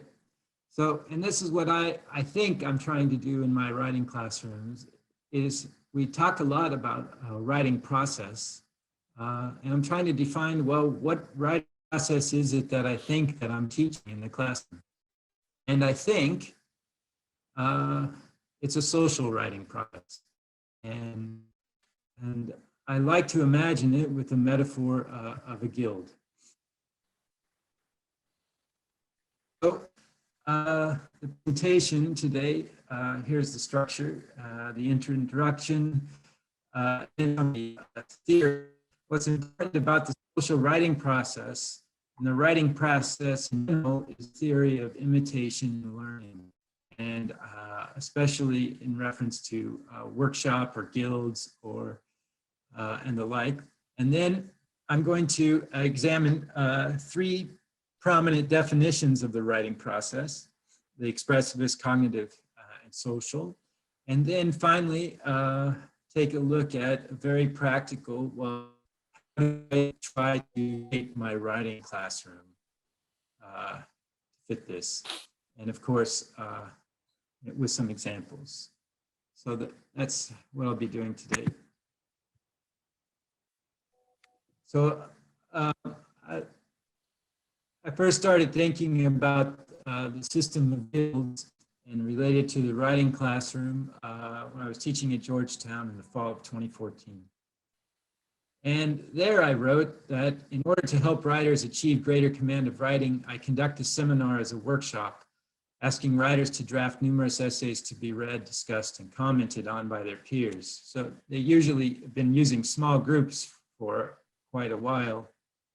And by making frequent revisions to their essays over the course of the semester, writer final presentation and metaphor I use to describe that, like a music student developing a repertoire for public performance, or a journeyman in a guild creating a masterpiece to exhibit the mastery of his or her craft. And what I think is important about this is we often talk about updated modes of pedagogy, like, for example, blended learning or the flipped classroom. And the guild system is quite old. In fact, it started in Islamic culture. I don't know a lot about the history. And then the guilds, the draft guilds system made its way into Europe.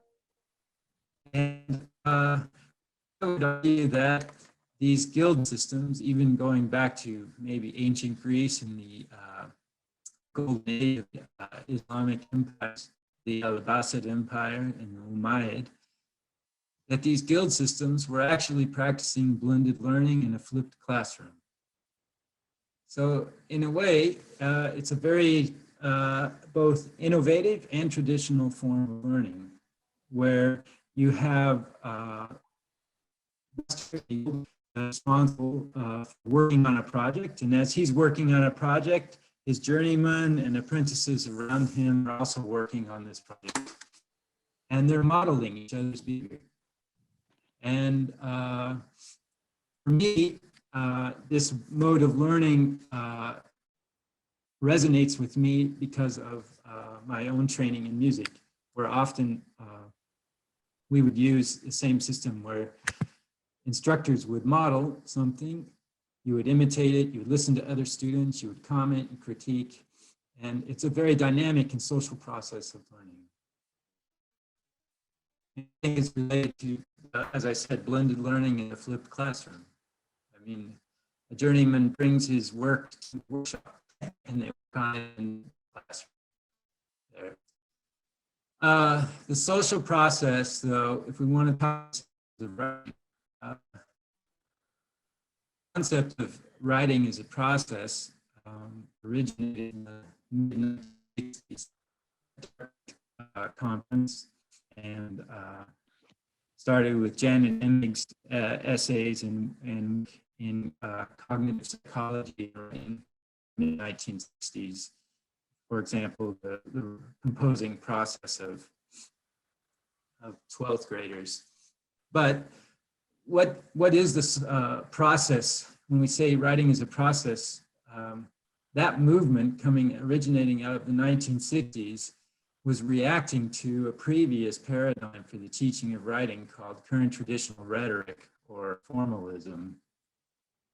And this, of course, the United States history, teaching of writing. But so in the early 20th century until the 1950s, writing stressed product more than the process. The purpose of writing, was to analyze discourse.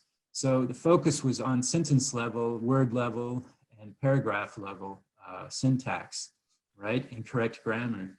And then, and it was also on different forms of genre. So describing description, narration, exposition, and argument. And again, there was a very, very strong emphasis placed on and correct usage.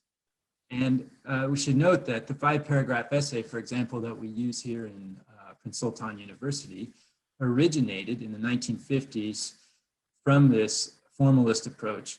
And formalism actually, as a theory, was also practiced as new criticism in literature, descriptive linguistics, and descriptive linguistics. So you had various fields actually sharing this paradigm of written discourse.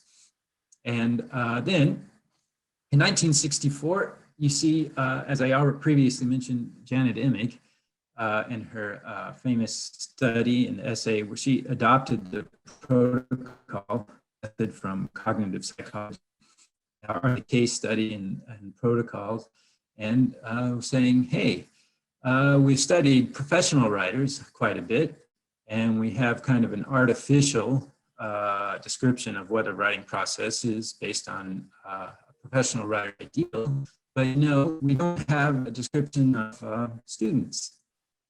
And so she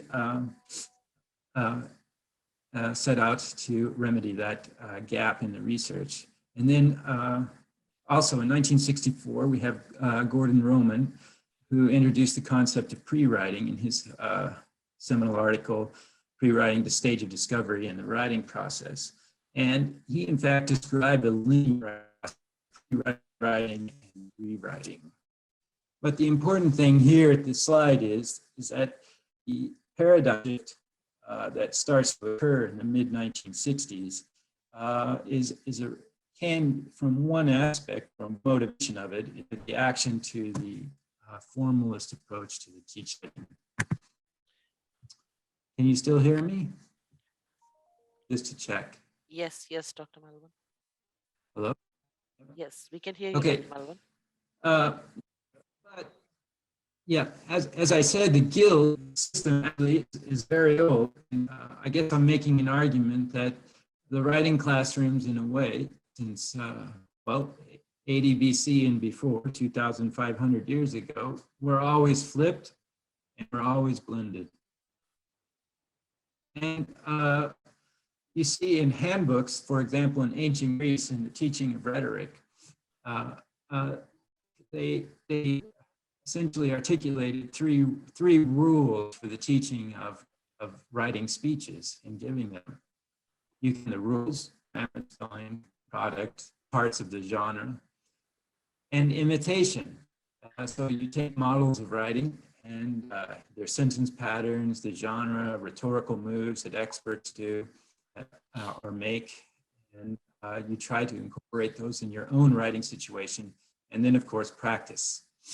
So what I would like to focus on is of imitation to the learning process. The learning process, or learning how to write, and later, well, what writing process are we asking students to imitate? That's a question I have for myself when I go in there. You know, what in the world am I doing in this classroom? But here, the takeaway for the slide is that the importance of imitation is very old discovery, right? 2,500 years ago or earlier, and becomes a of guilds actually, and the workshop style of teaching.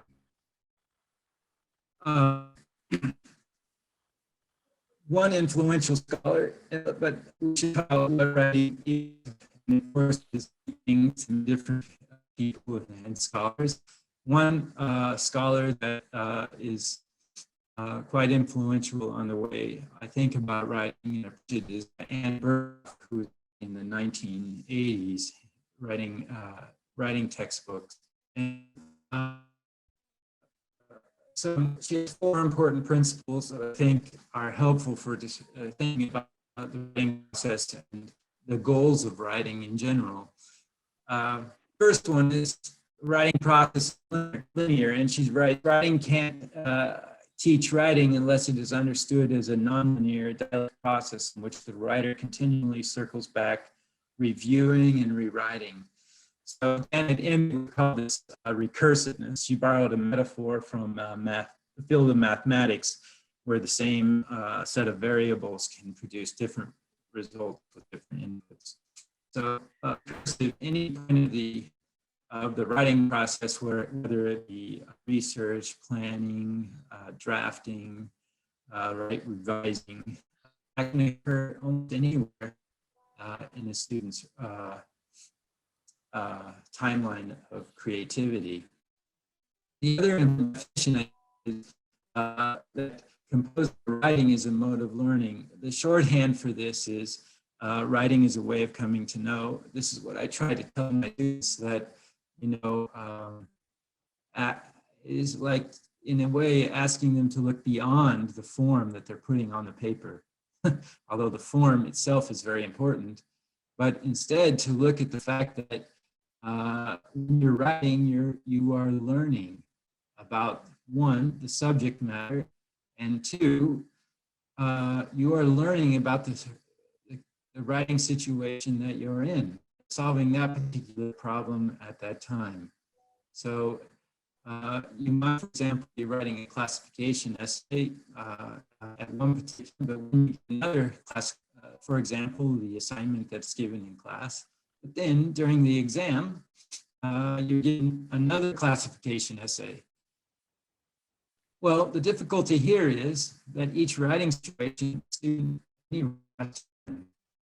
so although they've modeled how to write a classification essay in class over a period of time, even in these confined or contained conditions of the writing exam, that learning process is now truncated. So they're still learning, okay? Not only do they have to know about their subject, but once again, in a very sped up format, they have to learn about how to put their ideas together. And one thing I like about Anne Bertoff's definition is that describing learning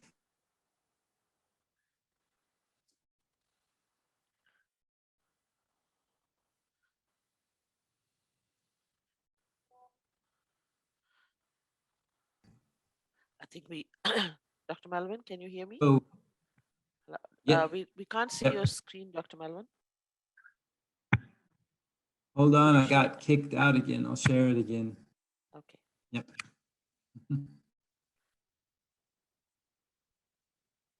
Okay, I'm not sure where I left off, but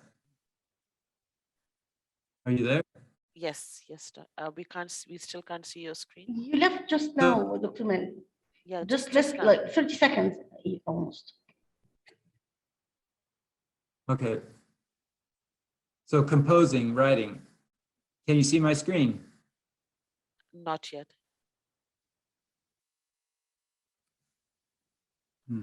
I shared it. Okay, let's see if it's loading. No, it's not even loading.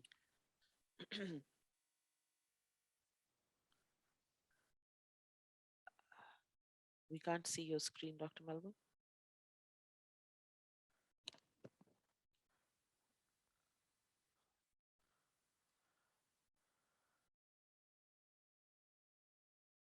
Can you rejoin, Dr. Melvin, perhaps? Would that help?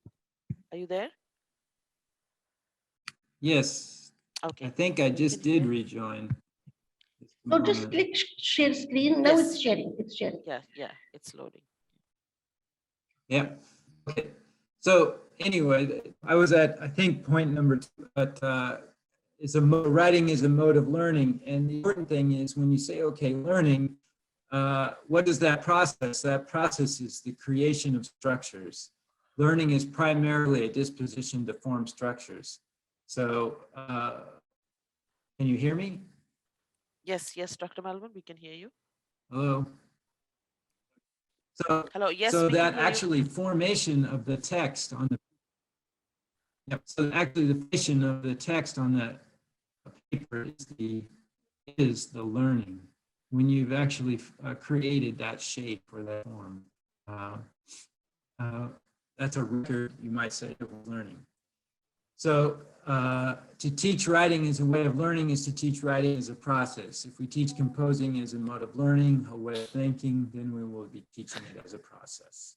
So those are some of the principles taught to process of writing. Now, another is that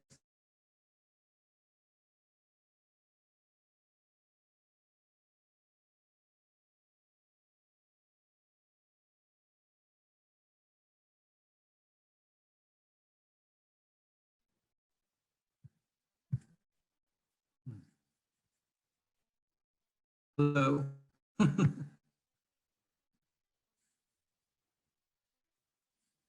Hello, can you hear me? We can hear you now, Dr. Mel. And you actually, perhaps you'd like to try to share for the last time. We still have time, we can share. Okay. So anyway, the Michael, getting back to imitation then. So what we're imitating, if you think about what Anne Berthoff was saying, is the formation of structures in class. In a writing class, the students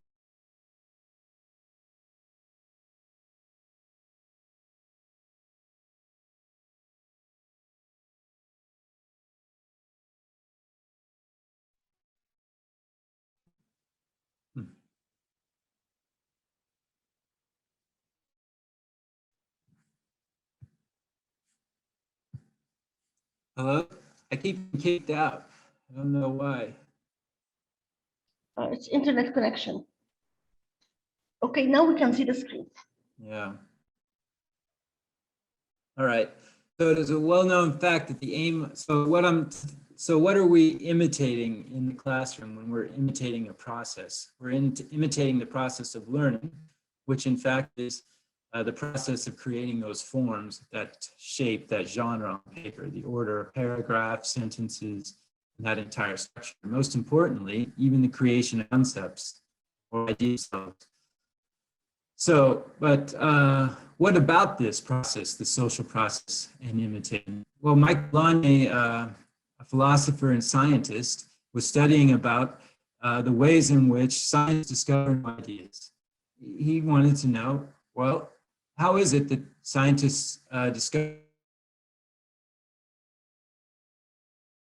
knowing that when a skillful performance is achieved by the observance of a set of rules which are not known as such to the person following them.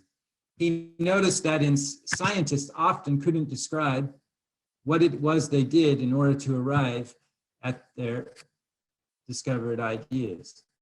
In fact,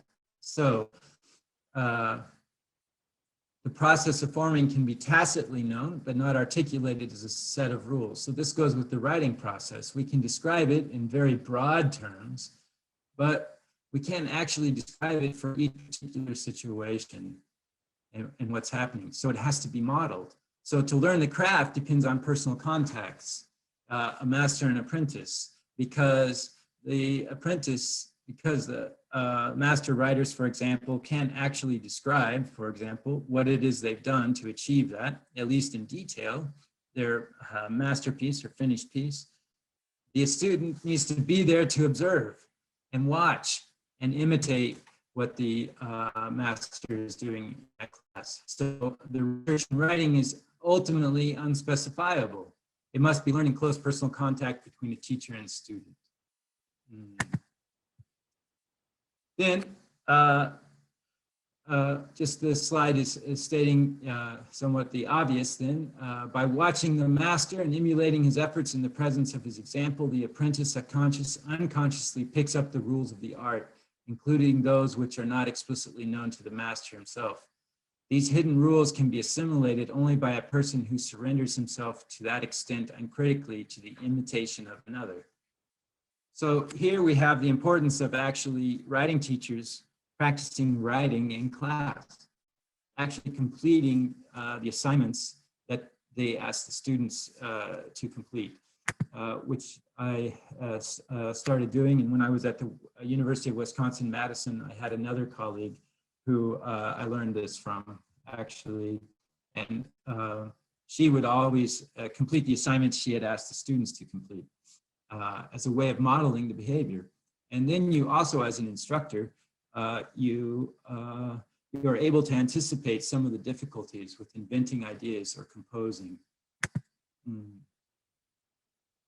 But another theorist, so we can leave science, and by the way, Michael Polanyi, 2 of his students won Nobel Prizes in chemistry.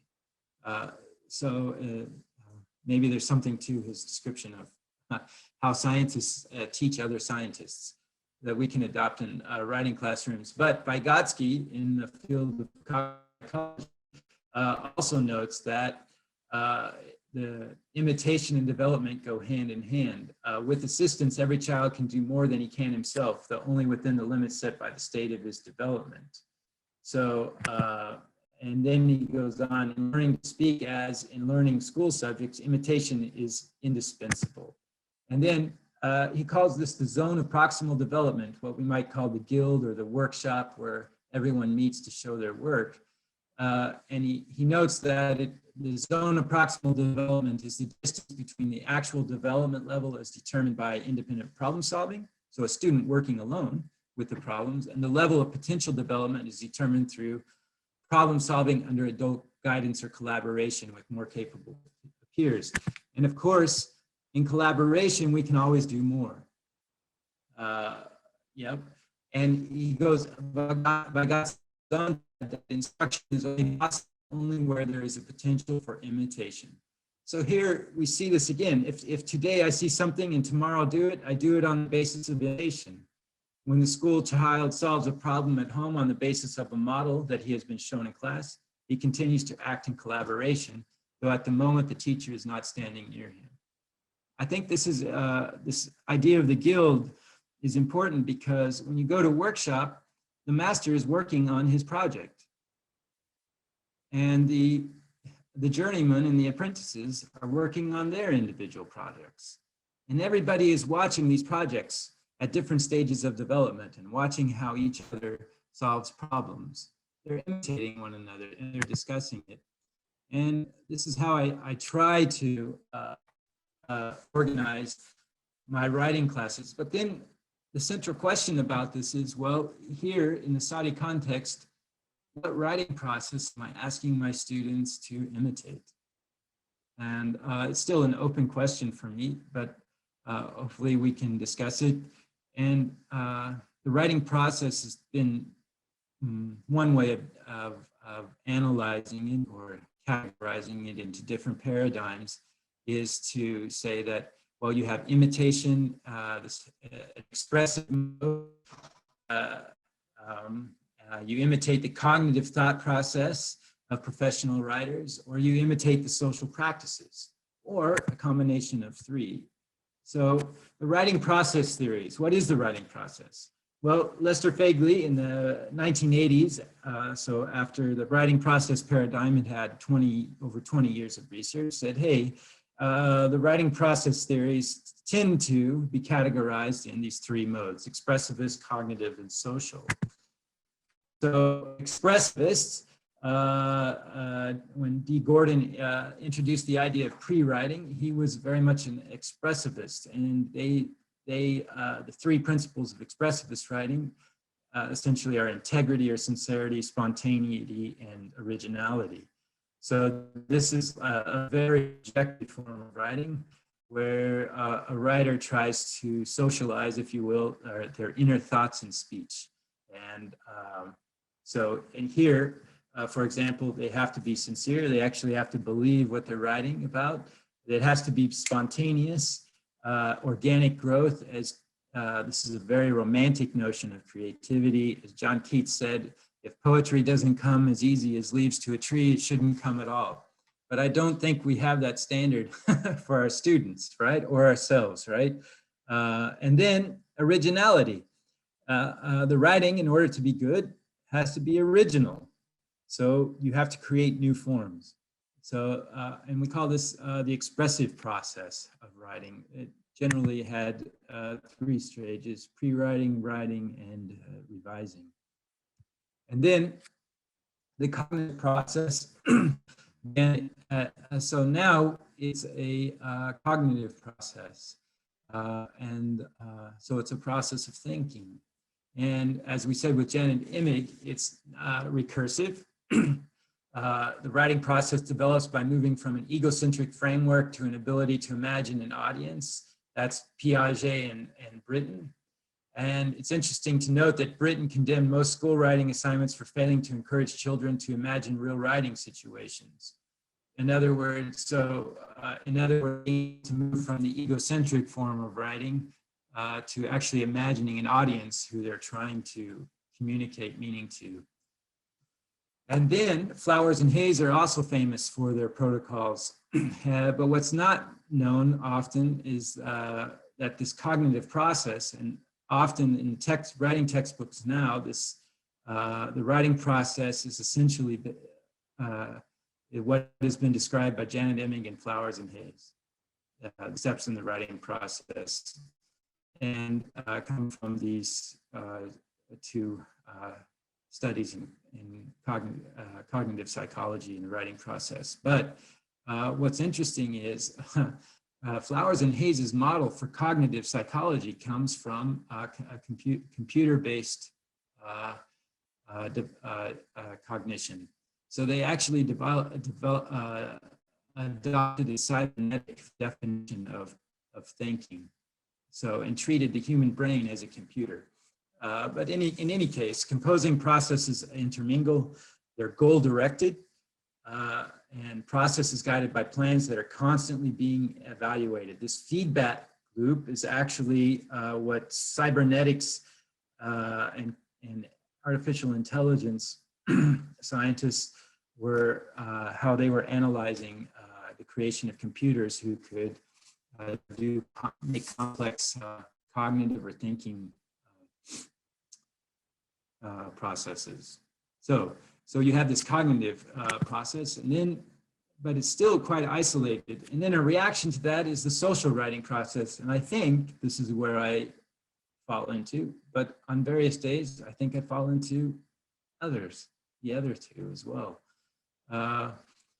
So here, the social process, you see that meaning is located in the cultural conventions and structures of a discourse community. So you have interpretive communities. So you have that in literary scholarship by Stanley Fish. You get the sociology of science, which is where expertise is defined within a discourse community, right? This is not individual. It's not even really cognitive, and good writing is privileged discourse. And here you get studies like Michael Polanyi, who I mentioned earlier, or Vygotsky. And then you have ethnography. Shirley Bryce Heath, with Ways of Words, analyzed working class Black communities and white communities, and was looking in an anthropological research, was looking at the family structure and the school structures and how that influenced writing. And she noticed that the structures of the home and the structures of the school played a very important role in the social process of learning to write. And then you have Marxism, which deals with the power relations in a social group. So writing can be social, but so we have three essential paradigms for the process of writing. Expressive theories, which individual and subjective experience. Cognitive theories value the development of mastering a thinking process itself that allows one to imagine an audience and describe reality. And then social theories value the culturally situatedness of linguistic skill. And I think that's what I try to practice. Can you still hear me? Yes. Yes, yes, Dr. Melvin, we can hear you. Okay, so how do I do this in my classes? How do I say, okay, how do I try to make this guild, this social process of writing? And so first of all, the instructor completes the assignments. At each page demonstrates how he or she solved the writer's problem. And I tell my students, this is the way I solve the problem. This is my paragraph. You're going to have, you're welcome to model it. You can't copy it, right?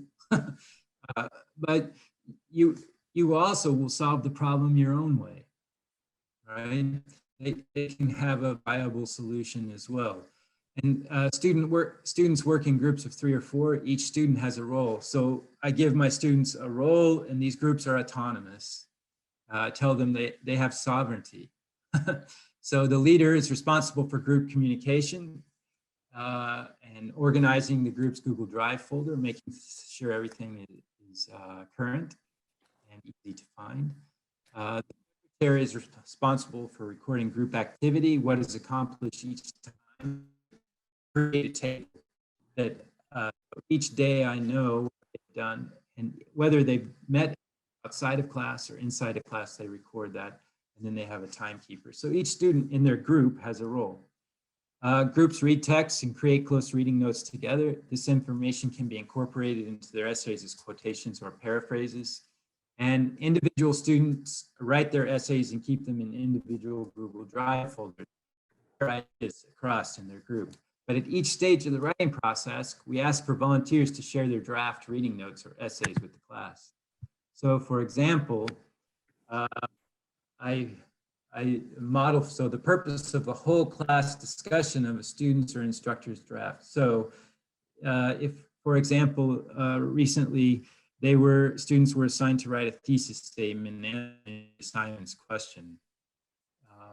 And they I had one group in a class who met at 2 a.m. over Google Meet, and they met and discussed with each other how to write it, their thesis statements. And they came into class then and they were ready for that day. So what happens is we model peer review in the writing process. And I ask them, okay, who wants to volunteer their thesis statement, since that's what is due today. And then we start with looking at that as a class, and we ask very basic questions like what is working well and what needs revision. And I can always refer to my model or another student's model.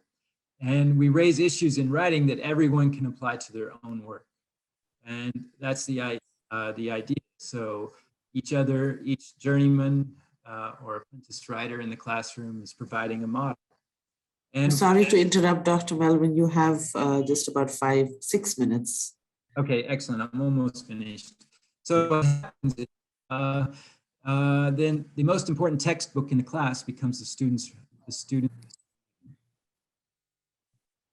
We spend most of our time looking at student writing and modeling that in the true fashion of the guild, where everyone would essentially take a look at a work in progress and give it a critique.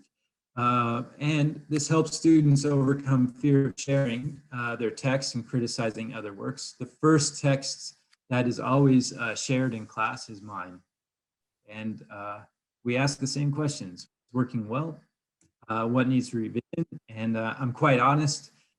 Most of the time they're hesitant to criticize what I write, but then I'll say, hey, well, take a look at this. This could be better, this could be better. And so I model that behavior for them. Questions asked during the Guild seminar: how do you write an introduction? How do you begin an introduction? How do you write a thesis? What are the parts of a thesis? When do you use a quotation? When do you use a paraphrase?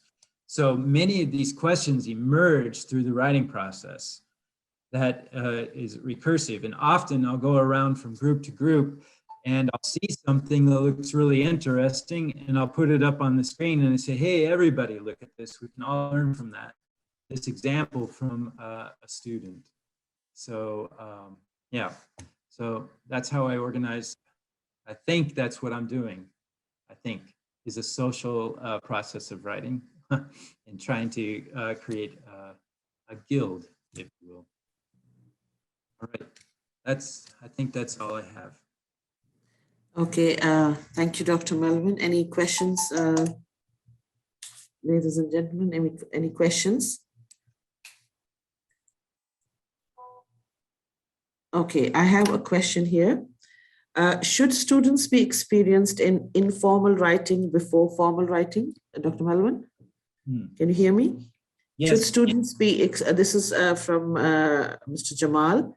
Should students be experienced in informal writing before formal writing? Well, I guess it depends on what you mean by informal writing. If you mean yeah, actually, what do you mean by informal writing? Okay, Mr. Jamal, can you unmute yourself and, oh. Yes, Dr. Jamal.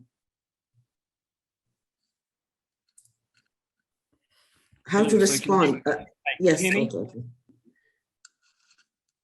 Yes, we can hear you, Dr. Jamal. Yes, so I just wanted to just elaborate on my question here. I mean, I think Dr. Melvin's mentioned some very interesting points, and of course, imitation is something that is always, well, not always there, but it's something which I do believe should be focused on a lot more, because students tend to find it difficult to express themselves. Now, if we have students who find it difficult to write informally, I'm not talking about slang, I'm not talking about street language, I'm talking about informal writing. If they're finding it difficult to write informal writing, do you think that they should be taught how to write that as a particular skill, as well as formal academic essay writing? Can you give me an example of informal writing? Do you mean like writing a tweet? For example, no, I mean, say if a student wanted to write an email to a friend, they wouldn't necessarily have to know the skills that they need for, like, say, English 101, for example, which is academic writing. But do you think, this is just a general question that I have thought to myself, that, you know, do you think students should be introduced to writing informally correctly before they actually venture writing academic writing? Well, do you think I think it would be useful for me, based on what I was focusing on today, like what writing process are we asking students to imitate when we teach the writing process? And I think that whether you're teaching an informal style of writing, like writing an email to a friend, or even a formal academic essay, that the social process is the same. And I think it would be useful. You could then actually use that informal, well, something they may be more familiar with, to show the similarities in the formal writing process. For example, they still have to invent something to say. They have to think of their audience, and they'll choose their vocabulary accordingly, depending on what friend they're writing to. Yeah. And they even probably revise it, at least somewhat, before they press send. And then another example would then be, so here you could show how the writing process is almost similar, and you could show how, I like the idea, because then you can also show how audience plays a role in the choices one a writer makes. Right? Being able to imagine, so if I write an informal email to my friend, or I write an informal email to my professor, or I wrote an informal email to my dad asking him for money, right? That audience is going to influence the choices I make, right? And so then we can actually add that, I think, to the style of writing. And I think that's the importance of being in a discourse community. And that's why I like the social process, because, you know, scientists write to other scientists and scholars write to other scholars. They have a specific audience that's influencing the choices they make when they structure their text. I don't know, does that answer your question? Okay. Dr. Melvin, there's one more question from Ms. Shazia. She says, some students like to write individually, especially the good ones. How do they fit in the writer's social guild? Well, quite well, because you can still use their text as a model. So all my students keep their examples of writing in personal folders, right? And when we ask for volunteers, often it's the students who like writing individually who ironically want to share it with a group, right? So especially the stronger writers will want to do that. Towards the end of the semester, I'll get weaker writers will start to volunteer their text because they see the benefit in receiving feedback and the revisions during class. So as I tell them, they get to keep all those revisions. Okay, thank you, Dr. Melvin. Could you please, there are some more questions. We will, I'm sorry, we will not have time to address these questions. Dr. Melvin, you can send questions to Dr. Melvin if he would like to share his email with us. Okay, yeah, okay. Thank you so much. Melvin's email in the chat box, Ms. Fawzia. Okay. If anybody has more questions, yeah, it is in the chat box. Okay. Okay, thank you so much for your time, Dr. Melvin. It was very informative, and I'm sure a lot of thought-provoking ideas. Thank you so much for your time. It was really an honor to have you in the forum. Thank you. Thank you very much. Okay. All right, are we ready with our next speaker? Hussamuddin Attia. Yes, Mr. Hussamuddin. Okay. Okay, welcome, Mr. Hussamuddin. We are still, ladies and gentlemen, we are still with the same theme 2, the writing context. And now I would like to introduce Dr. Hussamuddin Attia. Mr. Hussamuddin is a senior instructor at AUC, Department of Rhetoric and Composition, and the director of the Academic Community Engagement. Mr. Attia holds an MA in TESOL from AUC. He currently teaches AUC freshman research writing and seminar courses. Mr. Attia regularly attends and presents at international language teaching conferences. He also conducts training of trainers, debating, and business writing workshops.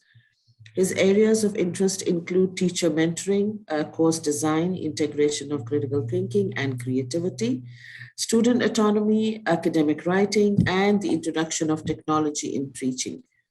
In addition to his role at AUC, he works with several Egyptian private sector and multinational corporations, assisting these groups with their training needs. Welcome, Mr. Attia. You can start now. And Thank yeah, you very just much a for the reminder, you wonderful- keep, kindly, just keep 5 to 7 minutes for the Q&A. And ladies and gentlemen, if you have any questions, please post them in the Q&A box, and I'll ask the presenter to address the questions at the end. Thank you. Thank you very much, Ms. Goni, for the wonderful introduction, and welcome our attendees. What a wonderful program put together. Can you hear me? Yes, yeah, we can hear you. Okay, you can see my screen, and you can see me also appear at the bottom right part Absolutely. of the screen, correct? Yes. All right, excellent. I'm hoping that we will have minimal technology glitches. I mean, the wonderful presentation I've just looked at, and the wonderful questions that were asked might be answered in and you might have some answers to your questions in this, but of course, I'd ask you to keep your questions until the end of our session. I teach freshman students research writing and academic writing. And within the past 2 years, because of the closure and the pandemic, I noticed that our students are demotivated. We, as writing teachers, university writing teachers, we understand that writing itself is an arduous activity. It's not an easy task, especially the start. So I thought I'd be introducing two ideas that I utilize with my students in my own classes, so that you experiment with those, and they might help your students become more motivated. So one thing I thought about was that my students were producing a lot of work that looks scholarly. So they fall upon literature to justify their claims, but the claims, because again, the popular literature and because we asked them to fall back on recent literature, somehow the ideas intersect. And I see that my students are starting to produce essays that are scholarly, that include in-text citations, that have the framework of scholarly piece, but it is lacking some elements. So here were some of my assumptions about what I was doing. So the prompts that were used were recurrent in the sense that when I teach a specific theme, and we have themes where I teach. So if I'm teaching, let's say, a theme about education, or a theme about diaspora, or another about resistance, the themes are recurring, and usually the content that I receive becomes redundant.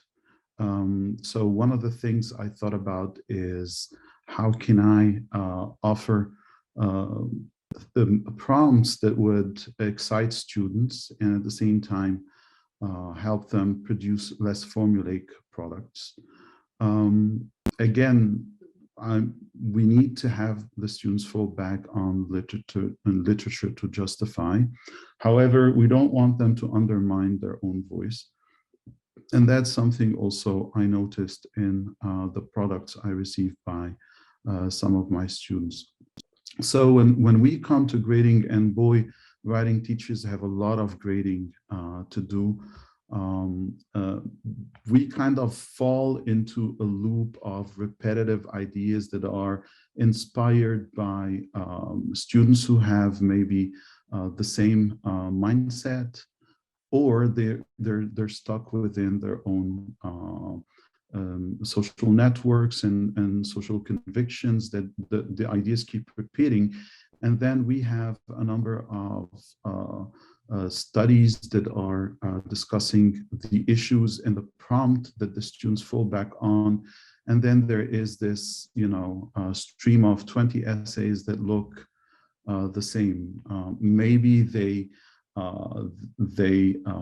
apply college writing conventions, but at the same time, there's no voice, and those 4 problems I'm displaying here. We all know the 4 stages for writing: invention, exploration, situating, drafting, and revising. So I thought the most important stage I would want my students to get involved in. Yeah, thank you very much, Ms. Shazia.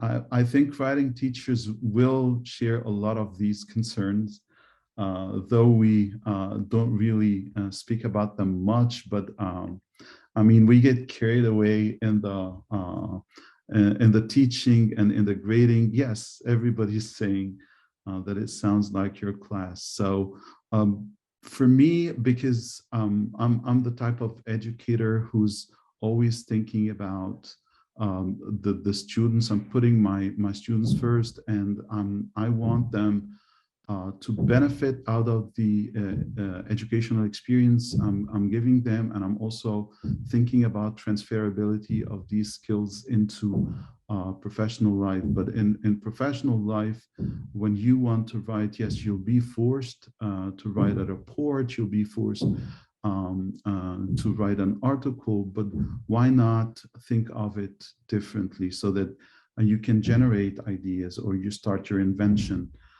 process or the stage in a different way. So again, my department is very busy, and we usually organize professional development sessions for our faculty. So one of the ideas that was brought up during one of the sessions was dissonance, and that's a concept that came into existence or became a terminology by the social psychologist Festinger in 1957. And I thought there was a lot of intersections between what was discussed in these workshops and writing.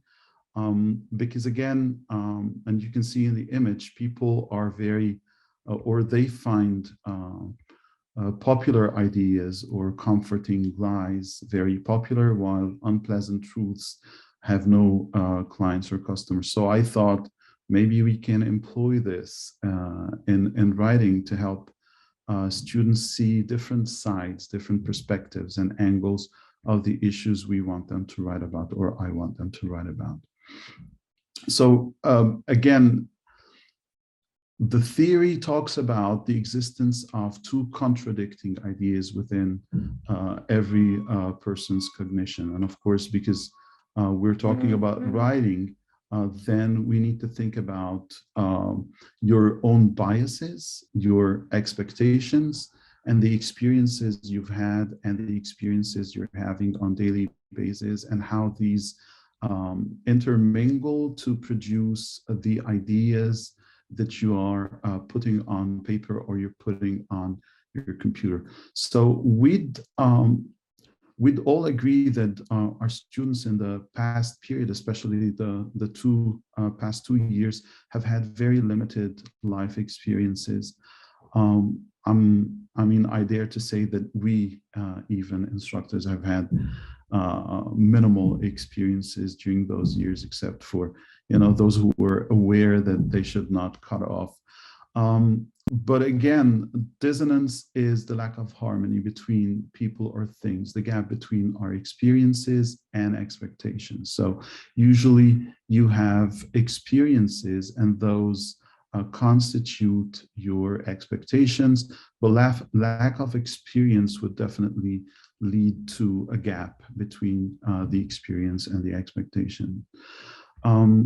So this, again, or being in your own, living in your own dissonance, create what a psychologist will call the echo chamber, where we can see the world around us, dominated by these kinds of features. So exposure only to news that reinforces your beliefs in a sort of feedback loop. So over and over again, you hear the news that you feel most comfortable with.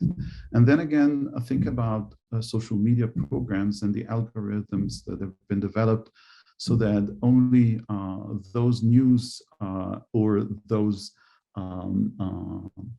statuses appear on your timeline that you that you would find comforting for you. And of course, computer algorithms derive from your clicks. So you click on that piece, and then again, you're telling your own account to bring me more of that type of content. So if you like cats, for instance, and you click a lot on cat stories, a lot of cat stories will appear on your timeline.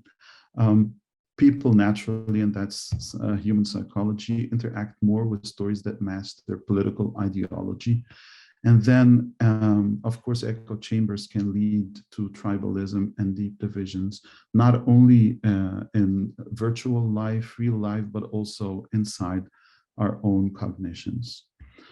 So what I thought about is that instead of hiding my students' dissonance and asking them to write about their preferences or ideas that they're more comfortable with, I'll get them exposed more to their own dissonance. And to do that, I thought first I'll start by helping them acknowledge their own biases. So we start any writing activity by brainstorming, by idea generation. And of course, this is in the invention stage.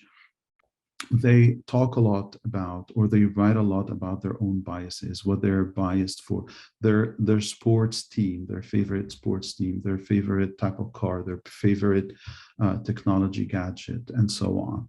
And then I get them exposed to unfamiliar news sources. So if you're an Apple phone advocate, for instance, why are other people Android people?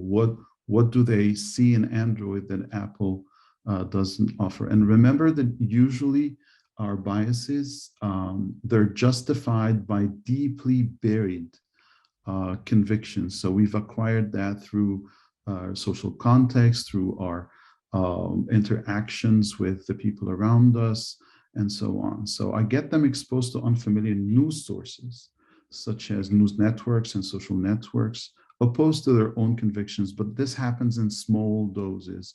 Be careful, because exposure to large doses might be off-putting for the students. And then I actually ask them, I actually force them to summarize reasoning and justification of opposed camps. So I tell them, okay, those people who are for the Android, what kind of reasoning are they including? And they work on summaries to present what the opposing camps kind of feel about it. When we do that, I also tell them to avoid emotional reactions and engage their critical thinking. They need to also look for multiple sources, credible sources, and by doing so, I also teach them information technology management, how to assess the weight and the credibility of sources that we could be using later on when we write to justify our views. And then also it's important for them and for me also that they position themselves in the context. So how do I know? How do I know it? What do I know about it? And what don't I know? Sometimes I ask them to go and watch an opposing talk to their own view on YouTube and read the comments that would appear afterwards, where people are justifying why they are opposed or they are against a specific idea. Yes, here's a question. What kind of critical thinking do you require from them, and how do you check it or assess it? This would be, again, looking between the lines, Mr. Abdelaziz, and looking at connotations that might not be existent, asking them questions about author's purpose, about author justification. I assess it through classroom discussions. So we bring the discussions into the class about those opinions or justifications underlying these opposing opinions. That's how I do it. I'm going to sorry with... to interrupt, Mr. Hussam. I would just like to remind ladies and gentlemen that we will be addressing the questions at the end. Thank you. You can keep putting them in the chat box, the Q&A box. Thank you. Yes. So if you have a question, please put it in the Q&A box so that we have an accumulation of questions that I can answer at the end of the presentation. Thank you very much, Mr. Abdelaziz, for understanding. So again, these strategies are mentioned in Laura et al. In 2000. These are questioning strategies and focused free writing. And I tend to use these in my classes recently because I think the product, and I'm going to be showing you some samples, is extremely different from what I used to get out of, the static prompt that, I mean, I have grown accustomed to, and I'm sure most of us might have this dilemma as well. I have my own prompt and I like it. I feel comfortable introducing it to students, but then I'm getting repetitive kind of formulaic essays. I want my students to write, to look beyond the scope. So I thought of employing this. The questioning strategy is a strategy I introduce in the invention stage. And here are some of the questions I pause for my students. And of course, like we're all doing, there's a folder on Google Docs where every student has his own working document, and they copy those questions, they place them in their own document, and they start adding. And I explain to my students that they will not be writing an essay, at one go. It will take us, 2 weeks of work to build the ideas for the final product or the essay. So I asked them what subjects are important to you, and I asked them to examine their own dissonance about it. I'm going to be showing samples in a minute. Very good. Locating yourself within the context. So the discourse community, who are you when you are tackling that issue? And then coming up with a question or a number of questions to drive the inquiry. So instead of handing over a prompt, my students will come up with their own question to respond to. And then we do some focused free writing, but I want to focus more on the questions that drive the inquiry. So here's an example of how I start. So I ask them what they think agency is, what are its connotation and denotations, and of course, before that, I show them how to conduct a scholarly Google search. So we use Google Scholar. How does its particulars change between contexts and disciplines? So they ask about, they look for agency in social context, in political context, in academic context, in also heroism context. So we talk about fiction as well. And how is it related to resistance? Because the theme that I teach is related to resistance, but I don't want you to think about those specific questions only. You might be teaching a non-themed course, and you could also have your students explore the idea of agency. So the fact that they position themselves as catalysts of change and people around them as catalysts of change opens up a lot of venues that can be utilized for generating new ideas. How is it related to creativity? Am I an agent? Do I have agency? And what kind of contexts do I have agencies in the social context, in the educational context, in the political context, and so on? And in what circumstances do I have agency or don't have agency? So we also discuss lack of agency as a driving force for the invention stage. What subjects are important? Examining dissonance, locating yourself within the context, and then identifying questions to drive the inquiry. This is how it develops in the beginning. And then the questions that help them generate ideas are four. So first they explore their experiences, and we practice some free writing here, and I tell them that they need to give it a go, like they're firing off a gun that has unlimited number of bullets.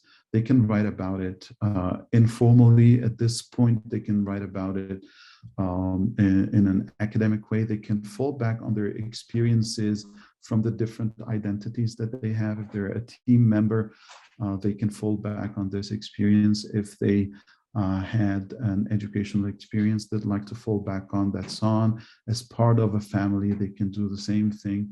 And then we examine values that underlie these experiences, like what makes people men, what makes people women, and so on. We explore a lot our own values. So what is cheating, what is being honest, what is being moral, and so on.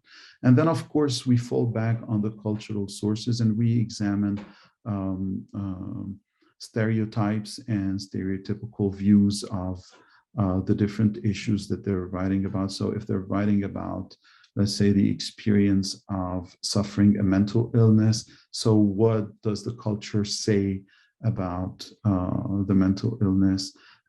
How does the society, how does the religion, how do friends, how does the media, school, and so on deal with such a phenomenon? And then, of course, finally, we examine the dissonance, and that usually is the hardest bit. It's worth it because it opens a lot of windows that they might have left unexplored. Remember that when you are in your own echo chamber, or if you have a collective thoughts, then the ideas will repeat. There will not be invention in the sense that a new idea, a brand new idea will come to surface. What does not fit or does not make sense to you about this experience or situation? So here they can discuss the fact that, well, mental illness has been known and for quite a long time, and religion discusses it, and so on and so forth.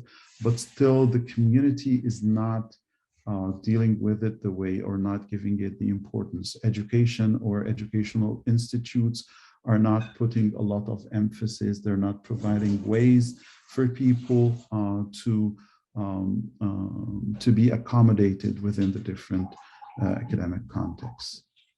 I'm just giving you some examples. Here are some samples from my students' work, and you can see the student here is focusing on traumatic events to take place in their lives. And they talk about the bits and pieces they remember of them. They fall back on Sigmund Freud's work on psychoanalysis and the claim that is made, but also they have voice. As you can see, I know people that convince themselves that certain conflicts never took place to avoid facing these conflicts or even thinking about them. So you can see that with invention, students still have a voice because they integrate their own experiences when they come to write. And this happens at the first stages, of course. And then when you examine the dissonance of the student about that particular phenomenon, you see that she or he is saying, I don't think that this condition could be treated biologically or met by any type of scientific treatment. People think that psychology is not a science, but some aspects of psychology overlap with this biology. And you can see this is a personal dissonance and societal dissonance as well. And what I do over the working document is that I introduce to students some tips that they incorporate to improve their exploration of their dissonance. So I say, go and look up for this particular students, go and look up whether science has been able to find biological treatment for such ailments. And is psychology being introduced as a science in our today's contemporary academic world? And how are the aspects of psychology interlapping with biology, as the statement or as a claim that is made here? And there's an ongoing discussion between me and the student on their document.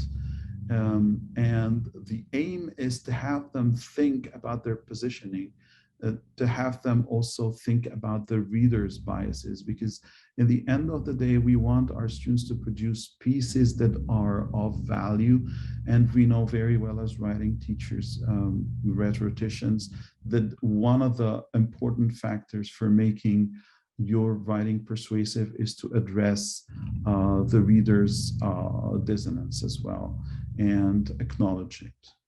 Here's another sample, and this student is talking about experimentation with animals for the sake of producing fashion, and her dissonance is about celebrities who are known to be advocates for animal rights, still using fashion-made outfits that contradict what they're doing. So this is what they're advocating. So for her or for him, this is another dissonance. And then she talks about some cultural dissonance here, where people in the MENA, they don't necessarily care about fashion, and how it can be a good way of expression of the Arab cultures, and how Arab women are often seen wearing full black dresses that cover their own body, hair sometimes, and they're faced with a world image of being oppressed, and so on and so forth, which is again producing ideas that might have not surfaced if the student was asked to write about animal rights, or the typical writing prompt, college writing prompt that we usually use. I tend to introduce the 4 circles here, where I tell them that they need to examine their experiences, their dissonance within those spheres. So the personal and the family, the academic, the societal, and the professional. I mean, many of our students are professionals at something. So if you are a professional musician or a sportsman, sportswoman, I ask them to integrate all those ideas when they are answering the 4 questions, their experiences, and ending with the dissonance.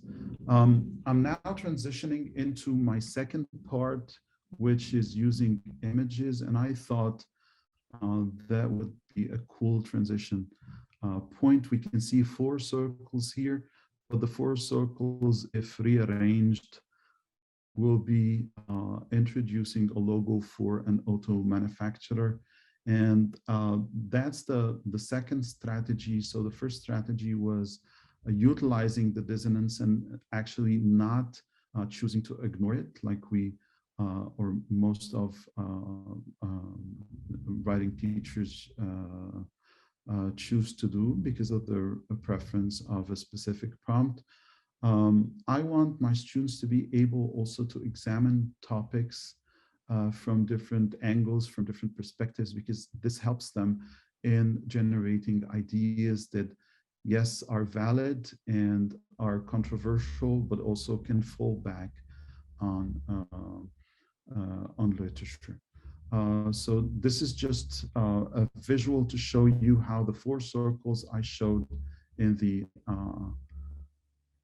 previous slide can be rearranged to come up with a logo for an auto manufacturer. So the rationale I'm introducing for using this strategy is that usually students will have a perspective, but sometimes they're unable to fine-tune their perspectives.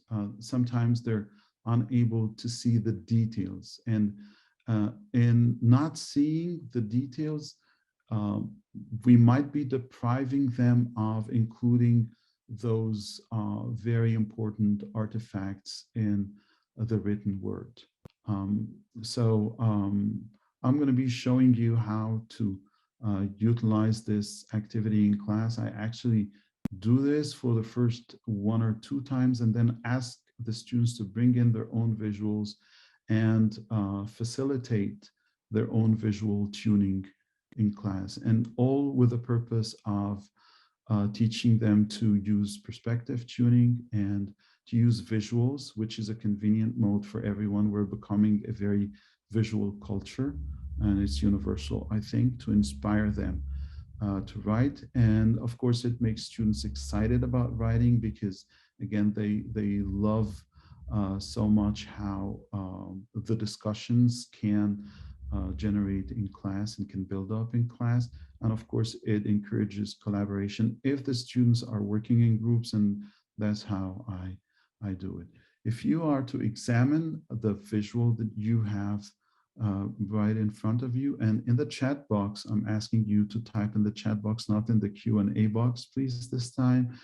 Tell me about where you think this is happening, where, what are those people doing, who are they? So think about the whole context around this picture you see.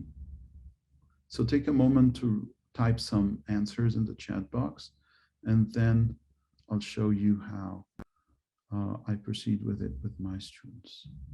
Please go ahead. So where are they? Who are they? What are they doing?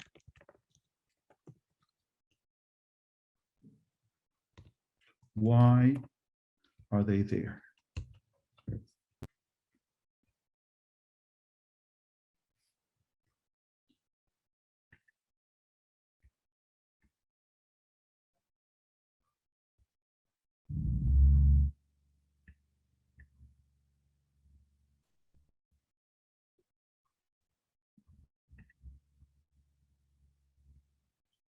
Oh, that's right. So Manel, thank you very much. Policeman seems to be protecting demonstration or a celebration. Very good.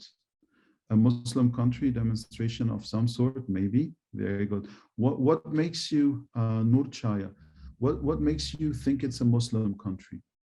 That's an interesting little detail. Very observant. Policeman, I think Manel, you chose policeman because of the uniform. Yes? Okay. Looks like a man wearing, okay, a copia. On a street, very good. Ms. Fawzia, on a street, good. Okay. And then I tell my students, based on what you have seen and on your responses, make up a story. Okay, and usually I put them into groups. So there will be a group of 4 to 5 students, and they'll be writing to describe the story that led to the scene that we have in the picture. Okay, and then I tell them, now let's try to examine what you've written against what you can see. So if they say policemen, I say, well, maybe they are policemen, but they most definitely are not from the same country. So what country could they be coming from? And could they be security guards? Why are they standing there? Yes, it is a form of creative writing. Thank you very much, Mr. Abdelaziz. Again, what I'm trying to do here is help students write effortlessly, because again, if you think about writing and how arduous it is to begin for our students, especially in the dominated visual world we are in, this would be like, okay, now you're not really writing about ideas, you're writing about a picture. And that could be, to many of them, very exciting. And then we try to examine each group's story. So a group produces a story about a demonstration, another develops a story about, a friend who's being arrested, and those people are, you can see the people sitting on the car hood. They don't look like security, but those are waiting while security are investigating. And I asked them to think about how the event might end, encouraging them to collaborate and to write more. And then I actually show them the bigger picture. And what I do is that I browse the internet for images that I can actually cut or zoom into, so that my students can understand what we mean by perspective tuning. If you're even reading an article, what we tend to do usually is confirm the ideas that are being presented that match with our own convictions. But I mean, most of the time we fail to see the opposing opinions, let alone in writing, which is again more, and thank you very much, Nurchai, more involving to your cognition, your convictions, and your experiences. So what I'm trying to show my students here is that sometimes when you're writing, you're just showing the reader a sliver of the full picture, and that more details are actually going to help the reader formulate a judgment, a verdict of the content that you are introducing. The picture actually makes it a bit more. Sorry to interrupt, Mr. Hussam. We just have about 5 more minutes for the Q&A. Yes, thank you very much. So again, this kind of activity helps the students realize that it is what I introduce in terms of writing, in terms of details and persuasive description of the problem and context, including historical context and whatnot, that really gives the reader the full picture of the message I'm trying to put. I'm almost done with the slides because again, I show them this picture, and probably everyone will agree that this is a man whose prayer time hit on, sooner than he thinks. He was not ready, so he got maybe out of his car in his business attire and, performed the prayers. But then I show them the full picture, and it's actually a man whose head is buried in the sand. And I tell them again, if somebody does not know this ritual, you will need to describe the fact that, in order for someone to pray in Islam, they need to be in that position and whatnot. So what now?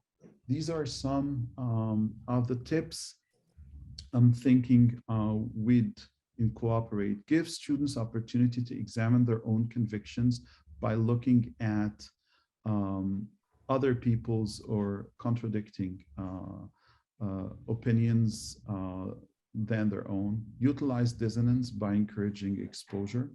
Design writing activities that promote student-owned agency in writing. Involve students in writing prompt decision-making. So writing prompts should be devised by yourself and your students, so craft them together. Design activities that promote cutting the writing activities into small parts instead of having them, produce an essay at one sitting. Design activities for different writer positioning. Use visuals for perspective tuning for descriptive writing, and encourage students to attend to writing details using visuals. These are my citations, and I'd like to thank you very much. And I will now respond to some of the questions in the Q&A. I hope this was interesting. Thank you, Mr. Hussam. Truly very interesting. I'll just, go over some of the questions. This question is from Mr. Abdul Aziz, and he says, how can we get students inject creativity in their writing and learning? Thank you. That's a great question, and I think partially was answered. If we think about students and their exposure to the reading and the visual context, we need to diversify those, and we need to encourage students to address their own dissonances and others' dissonances as well. Instead of having this echo room phenomenon, encourage, free speech, encourage free discussions, and so on. And I think this will help a lot. When students position themselves in the topic rather than see the topic being imposed on them, I think there's a lot of space for creativity to come here. Yes. Okay, there's another very interesting question from Mr. Abdulaziz, and he says, how far do you allow your students choose the topic or theme of their research papers and writings? That's a great question. The paradox. Yes, to a great extent, Mr. Abdulaziz, I choose a theme, but then within the theme, I ask the students to come up with their own interests and things they would really like to research. So if we're talking about agency, so there can be family agency, sports agency, political agency, and so on. I hope this answers the question. Okay, there's another very interesting question from Noor Chaya, and she says, I like the scaffolding strategies you use in your class. It looks like you go through these steps systematically. How long do your students complete a writing assignment from start to finish? What are some challenges you have encountered teaching writing this way? These are great questions. So to respond to the first one, typically to finish one writing assignment, my students go through a period of 2 to 3 weeks, going through the invention until the product. And we do a lot of the writing together in class. And of course, using our machines, we type, we don't write anymore. But an interesting thing that happens is that I ask students to do peer editing before I actually give them my own feedback to their own writing.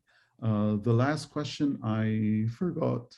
If you can help Ms. Gomes. The challenges that you have. Yeah, challenges that you face. There's a lot of resistance. Yeah, there's a lot of resistance usually when I introduce this writing strategy from students who've gotten used to responding to a prompt, and for them, writing is only, a prompt or a question that they respond to in terms of writing. Also, most of them want to write over one sitting like they got accustomed to throughout their academic lives. And it takes us some time to see the difference between their performance using the old strategies and the new ones. But the outcome, as you have seen in some of the samples, is really gratifying for the student as well as the instructor or the writing and rhetoric teacher. I hope this answers your question. Thank you, Mr. Hussam. Thank you for this very enlightening talk. Quite thought-provoking, new strategies, and I particularly like you using visuals as an impedance.